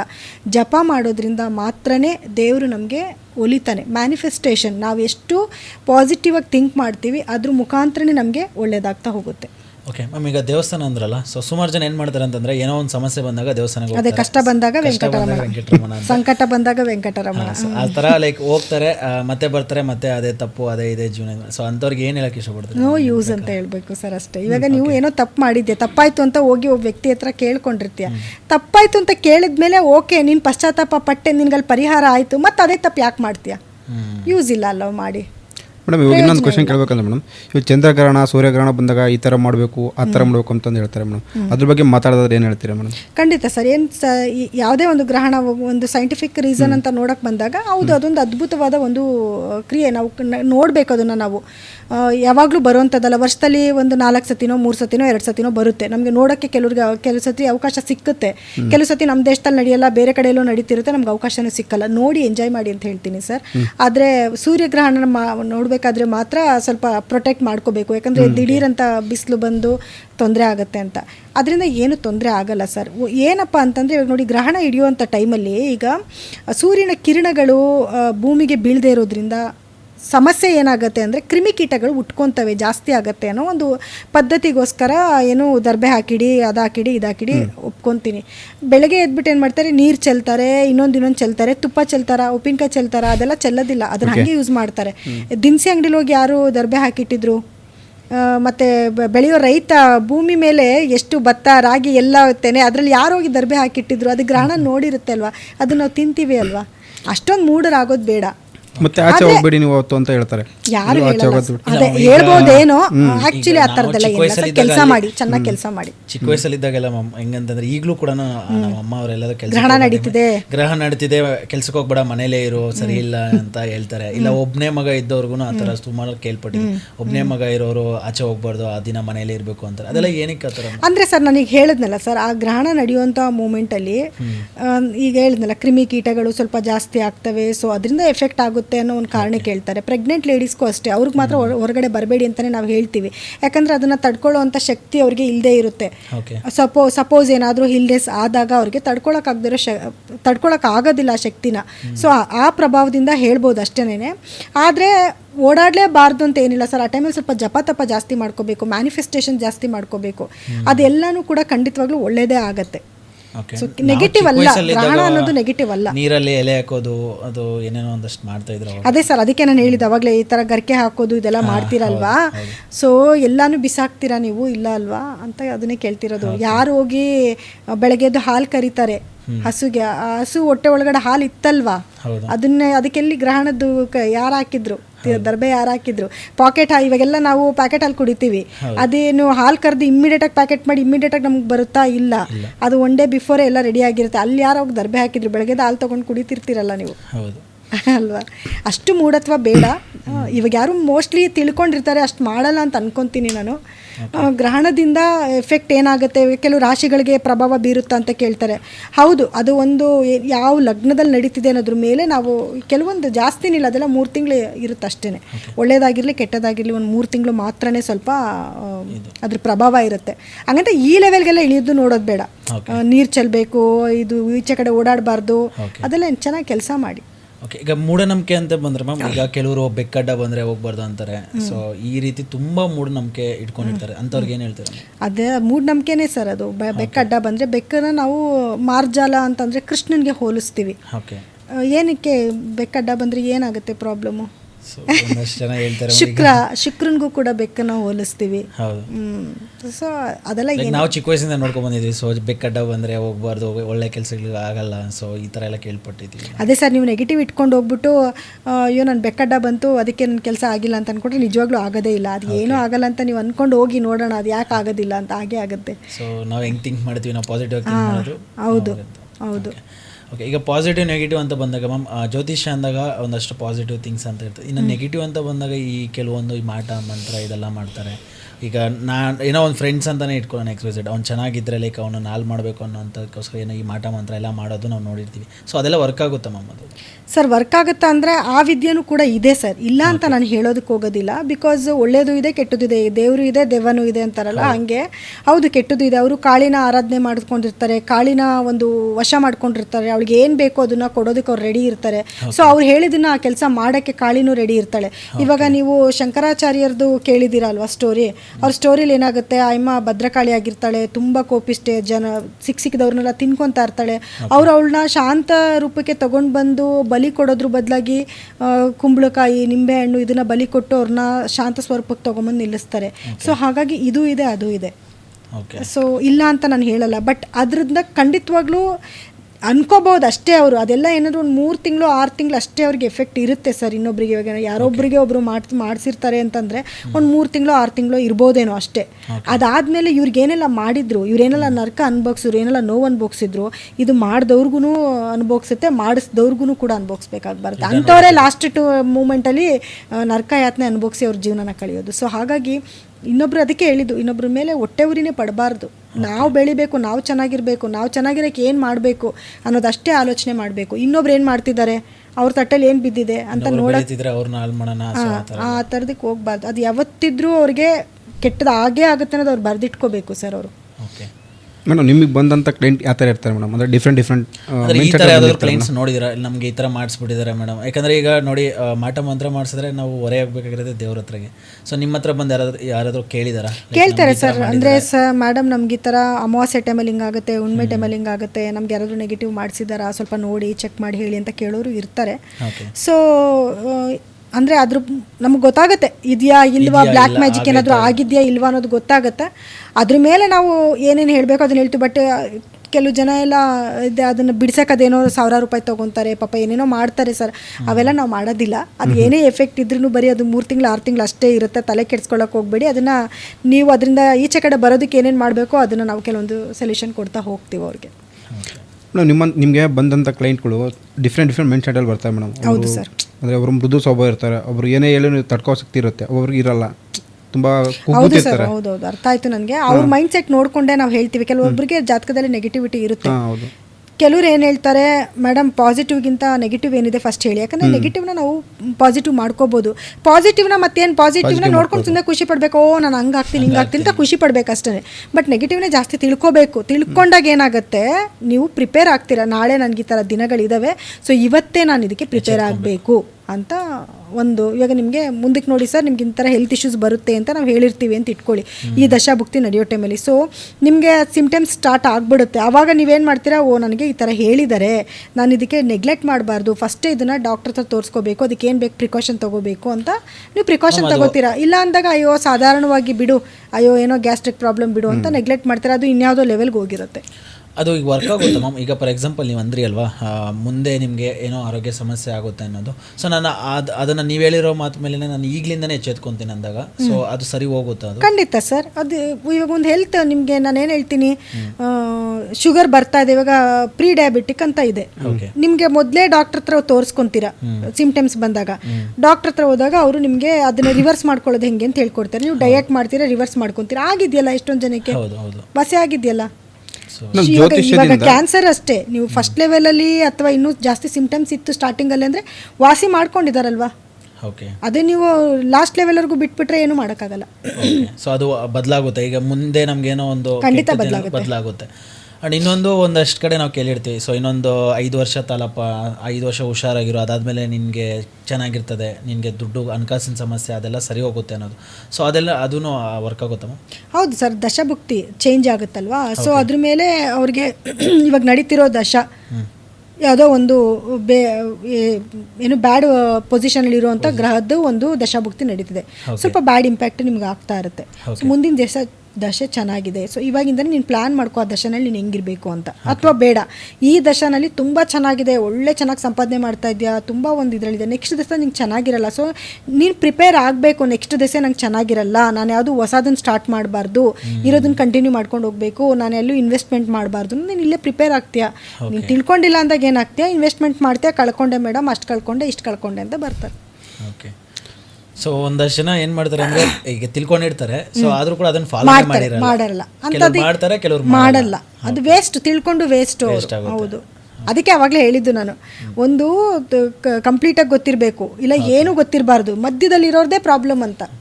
ನನಗೆ ಗೊತ್ತಿರೋ ಪ್ರಕಾರ 98% ಇಲ್ಲ 99% ಅರ್ಧ ಬರ್ದದವರೇ ಇರೋದು. ಸೊ ಒಬ್ಬರು ಇಬ್ಬರು ನಾನು ನೋಡಿದಾಗ ಫಾರ್ ಎಕ್ಸಾಂಪಲ್ ಈಗ ನಾನು ಕೆಲವ್ರು ಏನು ಗೊತ್ತಾ ಸರ್, ತುಂಬ ಜಾಸ್ತಿ ಮಾಡ್ತಾರೆ. ಬೆಳಗಿನ ಸಾಯಂಕಾಲದವರೆಗೂ ಬರೀ ಪೂಜೆ ಪೂಜೆ ಪೂಜೆ, ಆ ದೇವ್ರು ಬಿಡಲ್ಲ, ಈ ದೇವ್ರು ಬಿಡಲ್ಲ, ಒಂದು ದೇವಸ್ಥಾನಕ್ಕೆ ಬಿಡಲ್ಲ. ಅದೂ ಬೇಡ ಸರ್. ಕೆಲಸದ ಮೇಲೆ ಜಾಸ್ತಿ ಕಾನ್ಸಂಟ್ರೇಟ್ ಮಾಡಿ, ದೇವ್ರು ನಿಮ್ಮ ಜೊತೆಲಿ ಇದ್ದಾನೆ ಅನ್ನೋ ನಂಬಿಕೆನಲ್ಲಿ ಬದುಕಿ, ಒಳ್ಳೊಳ್ಳೆ ಕೆಲಸಗಳನ್ನ ಮಾಡಿ, ಮ್ಯಾನಿಫೆಸ್ಟೇಷನ್ ಮಾಡ್ಕೊಳ್ಳಿ. ನಿಮ್ಮ ಜೀವನಕ್ಕೆ ನನಗೆ ಇದ್ದೇ ಆಗುತ್ತೆ.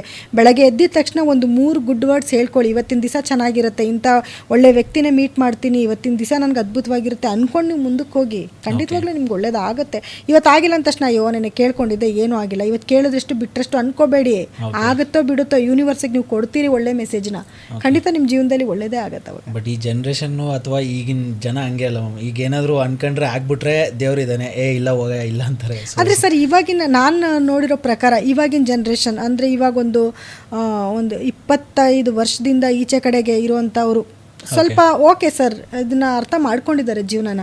ಓಕೆ, ಏನು ಮಾಡೋಕ್ಕಾಗಲ್ಲ, ಈ ಥರ ಇದೆ, ನಾವು ಹಿಂಗೆ ಅಡ್ಜಸ್ಟ್ ಮಾಡ್ಕೊಂಡು ಹೋಗಬೇಕು, ನಾವು ಇದೇ ಥರ ಬದುಕಬೇಕು, ಓಕೆ ನಾವು ಪಾಸಿಟಿವ್ ಆಗಿ ಯೋಚನೆ ಮಾಡಬೇಕು ಅನ್ನೋದನ್ನು ಕೂಡ ಮಾಡ್ಕೊಂಡಿರ್ತಾರೆ ಸರ್. ಇದ್ದಾರೆ, ಆ ಥರದವರು ಇದ್ದಾರೆ, ಇಲ್ಲ ಅಂತಲ್ಲ.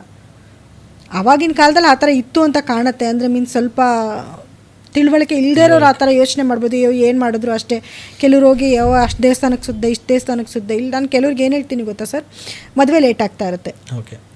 ಯಾರೋ ಇಬ್ಬರ ಹತ್ರ ಕೇಳಿರ್ತೀರ, ಅದಕ್ಕೋಗಿ ಯಾವುದೋ ದೇವಸ್ಥಾನಕ್ಕೆ ಹೋಗಿ ಪೂಜೆ ಮಾಡಿಸ್ದೆ, ಅದು ಮಾಡಿಸ್ದೆ, ಇದು ಮಾಡಿಸ್ದೆ, ಅದು ಏನಿಲ್ಲ. ಶನಿ ದೃಷ್ಟಿ ಏನಾದರೂ ಇತ್ತು ಅಂದಾಗ, ಶನಿ ಕನೆಕ್ಟಿವಿಟಿ ಇದ್ದಾಗ ನಿಮ್ಮ ಮದುವೆ ಲೇಟೇ ಆಗೋದು. ನೀವು ಏನು ಪ್ರಯತ್ನ ಪಟ್ಟರು ಲೇಟೇ ಆಗೋದು. ಸುಮ್ಮನೆ ಯಾಕೆ ಅದನ್ನು ಮಾಡ್ತೀರಾ? ಒಂದು ಏಜು ಆಗಲಿ, ಒಂದು 28, 29, 30 ವರ್ಷ ಆದಮೇಲೆ ಖಂಡಿತ ಅದು ಕೂಡ ಬರುತ್ತೆ. ಆವಾಗ ನೀವು ಪ್ರಯತ್ನ ಪಡಿ, ಹಾಗೇ ಆಗುತ್ತೆ. ಇತ್ತೀಚೆಗೆ ಈ ಜನ್ರೇಷನ್ ಹಂಗೆ ಆಗಿರೋದು. ಏನಂದರೆ ಒಂದು 28, 27 ವರ್ಷ ಆಗಿರ್ತದೆ. ಸೊ ಏನು ಮಾಡ್ತಾರೆ ಅಂದರೆ ಲೈಕ್ ಎಲ್ಲನೂ ಮಾಡಿರ್ತಾರೆ. ಈಗ ದೇವಸ್ಥಾನಗಳು ತಿರುಗಾಡಿರ್ತಾರೆ, ಏನೇನು ಕೇಳಬೇಕು ಎಲ್ಲನೂ ಮಾಡಿರ್ತಾರೆ. ಆದರೂ ಆಗಿರಲ್ಲ ಮದುವೆ. ಅದು ಕೆಲವ್ರು ಹೇಳ್ತಾರೆ ಕಂಕಣ ಕೂಡ ಬರಬೇಕು ಅದು. ಸೊ ಅದು ಕೂಡ ಬಂದಾಗಲೇ ಅದು ಆಗೋದು. ಸೊ ನಾವೆಷ್ಟೇ ಏನೇ ಮಾಡಿದ್ರು ಸೊ ಅದೆಲ್ಲ ವೇಸ್ಟ್ ಅಲ್ಲ. ವೇಸ್ಟ್ ಅನ್ನೋದಕ್ಕಿಂತ ಸುಮಾರು ನಾನು ನೋಡಿದ್ದೀನಿ ಮ್ಯಾಮ್, ದುಡ್ಡು ಕಳ್ಕೊಂಡು ಮಾಡೋದು ಸ್ವಲ್ಪ ಕೆಲವರು ಹೇಳ್ತಾರೆ ಅಲ್ಲೋಗಿ ಅದು ಪೂಜೆ ಮಾಡು, ಇಲ್ಲೋಗಿ ಇದು ಮಾಡು ಅಂದಿರ್ತಾರೆ. ಲೈಕ್ ಚಿಕ್ಕ ಪುಟ್ಟದಾದ್ರೆ ಓಕೆ ಮ್ಯಾಮ್, ಕೆಲವರು ಹೋಮ ಮಾಡು ಅಂದಿರ್ತಾರೆ. ಹೌದು ಸರ್, ಕೆಲವರೆಲ್ಲ ನನ್ನ ಹತ್ರ ಕೇಳಿದ್ದಾರೆ, ಮೇಡಮ್ ನಾವು ಇಷ್ಟೊಂದು ಲಕ್ಷಾಂತರ ರೂಪಾಯಿ ಖರ್ಚು ಮಾಡಿದ್ದೀವಿ, ಕಳ್ಕೊಂಡಿರ್ತಾರೆ, ಈ ಥರ ಮಾಡಿದ್ವಿ, ಆ ಥರ ಮಾಡಿದ್ವಿ ಅಂಥವ್ರಿಗೆಲ್ಲ ನಾವು ಏನು ಹೇಳೋಕ್ಕಾಗುತ್ತೆ, ಸ್ವಲ್ಪ ಕಾಯಿರಿ ಇಷ್ಟು ದಿವಸ ಆಗುತ್ತೆ ಅನ್ನೋದನ್ನು ಹೇಳ್ತೀವಿ. ಎರಡನೇದು ಸ್ವಲ್ಪ ಕ್ರಿಸ್ಟಲ್ಸ್ನ ಕೊಡ್ತೀವಿ. ಅಂದರೆ ಒಳ್ಳೆ ಸಂಬಂಧ ಬರಲಿ, ಸ್ವಲ್ಪ ಬೇಗ ಮದುವೆ ಫಿಕ್ಸ್ ಆಗಲಿ ಅನ್ನೋದಕ್ಕೆ ಕೆಲವು ಕ್ರಿಸ್ಟಲ್ಸ್ ಕೊಡ್ತೀವಿ. ಮ್ಯಾನಿಫೆಸ್ಟೇಷನ್ ಹೆಂಗೆ ಮಾಡ್ಕೋಬೇಕು ಅಂತ ಹೇಳ್ಕೊಡ್ತೀವಿ. ಖಂಡಿತ ಮ್ಯಾನಿಫೆಸ್ಟೇಷನ್ ವರ್ಕ್ ಆಗುತ್ತೆ ಸರ್. ಸೊ ಅದ್ರ ಮೇಲೆ ಅವ್ರಿಗೆ ಒಳ್ಳೇದಾಗ್ತಾ ಹೋಗ್ತಾ ಇರುತ್ತೆ. ಮೇಡಮ್, ಜ್ಯೋತಿಷ್ಯದಿಂದ ಭವಿಷ್ಯತ್ ನೋಡ್ಬೋದಾ ಮೇಡಮ್ ನಾವು? ಖಂಡಿತ ನೋಡ್ಬೋದು ಸರ್. ಜ್ಯೋತಿಷ್ಯ ಅಂದ್ರೇ ಅದು. ಹೌದಾ? ಹೌದು. ಓಕೆ. ಈಗ ಭೂತಕಾಲ, ಭವಿಷ್ಯತ್ ಕಾಲ, ವರ್ತಮಾನ ಕಾಲ ಏನು ನಡೀತಿದೆ ಅನ್ನೋ ತಿಳ್ಕೊಳ್ಳೋದೇ ಭವಿಷ್ಯ ಅಂದರೆ ಏನು ಅನ್ಕೊಂಡಿದ್ರಿ? ಭವಿಷ್ಯ ಅಂದ್ರೆ ಮುಂದಕ್ಕೆ ಏನು ನಡೆಯುತ್ತೆ ಅನ್ನೋ ತಿಳ್ಕೊಳ್ಳೋದು ತಾನೇ ಭವಿಷ್ಯ ಅನ್ನೋದು. ಮೇಡಮ್, ಜ್ಯೋತಿಷ್ಯಗೂ ಸೈನ್ಸ್ಗೂ ಏನಾದರೂ ವ್ಯತ್ಯಾಸ ಇದೆ ಮೇಡಮ್? ಖಂಡಿತವಾಗ್ಲೂ ಇದೆ ಸರ್. ವ್ಯತ್ಯಾಸ ಏನು ಅಂತಂದರೆ, ಈಗ ಒಂದು ಸೈಂಟಿಸ್ಟ್ ಒಂದು ಗ್ರಹನ ನೋಡಿದಾಗ, ಎಕ್ಸಾಂಪಲ್ ಇವಾಗ ಮಂಗಳ ಗ್ರಹನ ನೋಡಿದಾಗ ಅವ್ರು ಏನು ಆಲೋಚನೆ ಮಾಡ್ತಾರೆ, ಅದು ಭೂಮಿಯಿಂದ ಎಷ್ಟು ಅಳತೆ ದೂರದಲ್ಲಿದೆ, ಮತ್ತು ಅಲ್ಲಿ ನೀರಿದೆಯಾ, ಅಥವಾ ಮನುಷ್ಯರು ವಾಸ ಇದ್ದಾರಾ, ವಾಸಕ್ಕೆ ಯೋಗ್ಯತೆ ಇದೆಯಾ, ಗಾಳಿ ಚೆನ್ನಾಗಿದೆಯಾ ಅನ್ನೋದ್ರ ಬಗ್ಗೆ ಯೋಚನೆ ಮಾಡ್ತಾರೆ. ಅದೇ ಜ್ಯೋತಿಷ್ಯಗಳು ಏನು ಯೋಚನೆ ಮಾಡ್ತೀವಿ ಅಂದರೆ, ಈ 12 ಮನೆಗಳಲ್ಲಿ ಕುಜ ಎಲ್ಲಿದ್ದಾನೆ, ಅಂದರೆ ಮಂಗಳನೇ ಎಲ್ಲಿದ್ದಾನೆ, ಇದರಿಂದ ಮನುಷ್ಯನ ಏನು ಜಾತಕದ ಮೇಲೆ ಏನು ಪ್ರಭಾವ ಬೀರ್ತಾ ಇದೆ, ಅವನಿಗೆ ಮದುವೆನಲ್ಲಿ ಏನು ಏರುಪೇರು ಆಗಬಹುದು, ಅವನ ಜೀವನ ಹೇಗಿರುತ್ತೆ ಅನ್ನೋದನ್ನ ನಾವು ನೋಡ್ತೀವಿ.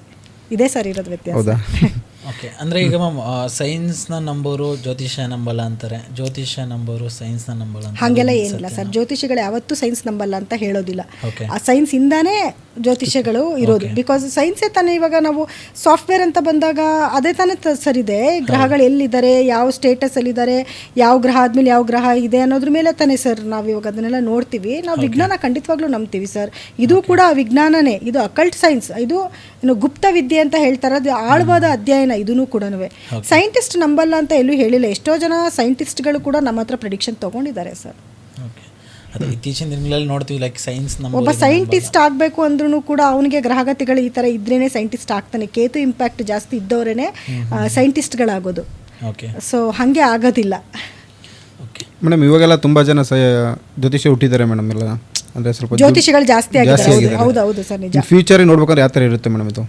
ಇರಲಿ ಬಿಡಿ ಸರ್. ಯಾಕೆ ಗೊತ್ತಾ, ಪ್ರತಿಯೊಬ್ಬ ಮನುಷ್ಯನಿಗೂ ಇವಾಗ ನೋಡಿ, ಅವಾಗೆಲ್ಲ ಗೊತ್ತಾಗ್ತಿರ್ಲಿಲ್ಲ. ಜಾತಕ ತೊಗೊಂಡೋಗಿ ಅವ್ರ ಹತ್ರ ಕೇಳೋದು, 10,000 ರೂಪಾಯಿ ಕೊಟ್ಟು ಕೇಳೋದು. ನಾನು ಕೇಳಿದ್ದೀನಿ ಸರ್, ನನ್ನ ಜಾತಕ ತೊಗೊಂಡೋಗಿ 10,000 15,000 ಕೊಟ್ಟು ಕೇಳಿದ್ದೀನಿ. 2 ನಿಮಿಷಕ್ಕೆ 2 ಸೆಕೆಂಡು 2 ನಿಮಿಷಕ್ಕೆ ಎರಡು ಮಾತಾಡ್ಬಿಟ್ಟು ಕಳಿಸಿದ್ದಾರೆ ಸರ್. ಯಾವ ಪರಿಹಾರ ನೆಟ್ಟು ಕೊಟ್ಟಿಲ್ಲ, ನಮ್ಮ ಜಾತಕ ಹೇಗಿರುತ್ತೆ ಅನ್ನೋದು ಹೇಳಿಲ್ಲ. ಬಿಡಿ, ಜಾತಕ ಇವಾಗ ಜನಗಳು ಇಷ್ಟೊಂದು ಜನ ಆಗಿರೋದ್ರಿಂದ, ಅಂದರೆ ವಿದ್ಯೆನ ಚೆನ್ನಾಗಿ ಕಲ್ತ್ಕೊಂಡು ಅದನ್ನು ಕರೆಕ್ಟಾಗೆ ಹೇಳೋದು ತುಂಬ ಇಂಪಾರ್ಟೆಂಟು. ಸುಮ್ಮನೆ ಅಲ್ಪ ಸ್ವಲ್ಪ ಏನೋ ತಿಳ್ಕೊಂಬಿಟ್ಟು ಇನ್ನೇನೋ ಹೇಳೋಕ್ಕೋಗಿ ಜನಗಳಿಗನ್ನ ದುಡ್ಡು ತೊಗೊಳ್ಳೋದು, ಅದು ನಿಜವಾಗ್ಲೂ ತಪ್ಪು. ಆ ಥರ ಮಾಡಬಾರ್ದು. ಅದ್ರ ಬದಲಾಗಿ ಕ್ಲೀನಾಗಿ ಕಲ್ತ್ಕೊಳ್ಳಿ. ನಿಮ್ಗೆ ಡೌಟ್ಸ್ ಇತ್ತಾ, ಇನ್ನೊಬ್ರ ಹತ್ರ ಹೋಗಿ ಕಲ್ತ್ಕೊಳ್ಳಿ, ಈ ಥರ ಒಂದು 3-4 ಗುರುಗಳ ಹತ್ರ ಕಲ್ತ್ಕೊಳ್ಳಿ. ಆವಾಗ ನಿಮಗೊಂದು ಕ್ಲಾರಿಫಿಕೇಷನ್ ಬರುತ್ತೆ. ಫಸ್ಟ್ ನಿಮ್ಮ ಮನೆಯವ್ರ ಜಾತಕನೆಲ್ಲ ನೋಡ್ಕೊಳ್ಳಿ, ಅದೆಲ್ಲ ನಡೀತಿದೆಯಾ ಅಂತ ನೋಡಿ, ಅದಾದಮೇಲೆ ನೀವು ಬೇರೆಯವ್ರಿಗೆ ಪ್ರೆಡಿಕ್ಟ್ ಮಾಡಿ ಅಂತ ಹೇಳ್ತೀನಿ ಸರ್. ಅಂದರೆ ಪ್ರತಿಯೊಂದು ಮನೇಲಿ ಒಬ್ಬ ಜ್ಯೋತಿಷಿ ಇದ್ರೂ ಅಟ್ಲೀಸ್ಟ್ ಅವ್ರವ್ರ ಮನೆದವ್ರು ನೋಡ್ಕೊತಾರೆ ಮುಂದಕ್ಕೆ ಹೆಂಗೆ ಜೀವನ ಅನ್ನೋದನ್ನ. ಅಟ್ಲೀಸ್ಟ್ ನಮ್ಮ ಸಮಾಜ ಚೆನ್ನಾಗಾಗುತ್ತೇನೋ ಅವಾಗ. ಓಕೆ. ಈಗ ಒಂದು ಜ್ಯೋತಿಷ್ಯ ಓದಬೇಕು ಅಥವಾ ಜ್ಯೋತಿಷ್ಯ ಆಗಬೇಕು ಅಂತಂದರೆ ಏನು ಕ್ವಾಲಿಟೀಸ್ ಇರಬೇಕು ಅಥವಾ ಹೆಂಗೆ ಮ್ಯಾಮ್? ಅದೇನು ಸರ್ ಕ್ವಾಲಿಟೀಸ್ ಅಂತಂದರೆ, ನಮ್ಮ ಜ್ಯೋತಿಷದ ಪ್ರಕಾರವಾಗಿ ನೋಡೋಕೆ ಬಂದಾಗ ನಾವೊಂದು ಕೆಲವೊಂದು ಅಲೈನ್ಮೆಂಟ್ ಹೇಳ್ತೀವಿ. ಈ ಥರದ ಅಧ್ಯಯನ ಮಾಡೋಂಥದ್ದು ನಾನು ಹೇಳಿದೆ. ಕೇತು ಇಂಪ್ಯಾಕ್ಟು, ಕೇತು ಕನೆಕ್ಟ್ ಎಲ್ಲಿ ಜಾಸ್ತಿ ಇರ್ತಾನೆ ಅಲ್ಲೇನಾಗುತ್ತೆ, ಜ್ಯೋತಿಷ್ಯ ಕಲಿಯೋದಕ್ಕೆ ಒಂದು ಯೋಗ್ಯವಾದ್ದು ಅಂತ ಹೇಳ್ಬೋದು. ಗುರು ಮತ್ತು ಬುಧನ ಒಂದು ಇಂಪ್ಯಾಕ್ಟು. ಗುರು ಆಗಿ ನಾವು ಹೇಳೋಕ್ಕೂ ರೆಡಿ ಇರಬೇಕು, ಬುಧ ಆಗಿ ಯೋಚನೆ ಮಾಡಿ ಕರೆಕ್ಟಾಗೆ ಆಲೋಚನೆ ಮಾಡಿ ಹೇಳೋದಕ್ಕೂ ನಾವು ತಯಾರಿರಬೇಕು. ಈ ಎಲ್ಲ ಒಂದು ಇದು ಇದೆಯಾ ಅಂತ ಫಸ್ಟ್ ಜಾತಕದಲ್ಲಿ ನಾವು ನೋಡ್ತೀವಿ. ಇವಾಗ ನಾವು ಹೋಗಿ ಜಾತಕ ಕಲಿಬೇಕು ಅಂದಾಗ ನಮ್ಮ ಗುರುಗಳು ಫಸ್ಟು ನಮ್ಮ ಜಾತಕನ ಹಾಕಿ ನೋಡಿ, ಇವರು ಜ್ಯೋತಿಷಿ ಆಗೋಕ್ಕೆ ಕರೆಕ್ಟ್ ಇದ್ದಾರಾ ಇಲ್ವಾ ಅಂತ ನೋಡಿನೇ ನಮ್ಮನ್ನು ಅಡ್ಮಿಷನ್ ತೊಗೊಂಡಿದ್ದು. ಸೊ ಅದಾದಮೇಲೆ ನೀವು ಪ್ರಿಪೇರ್ ಆಗಿರಬೇಕು ಅಂತಂದರೆ ನಾನ್ ವೆಜ್ ಬಿಟ್ಬಿಡಿ ಅಂತ ನಾನು ಹೇಳಲ್ಲ, ಸಂಸಾರ ಬಿಟ್ಬಿಡಿ ಅಂತ ನಾನು ಹೇಳೋದಿಲ್ಲ. ನೀವು ಹೆಂಗಿದ್ದೀರೋ ಹಾಗೆ ಇರಿ. ಜ್ಯೋತಿಷನ ಅರ್ಥ ಮಾಡ್ಕೊಳ್ಳಿ ಫಸ್ಟು. ಏನು ಕಲಿತಿದ್ದೀರಲ್ವ ನೀವು, ಗ್ರಹಗಳನ್ನ ಅರ್ಥ ಮಾಡ್ಕೊಳ್ಳಿ, ಗ್ರಹಗಳ ಸ್ವಭಾವನ ಅರ್ಥ ಮಾಡ್ಕೊಳ್ಳಿ.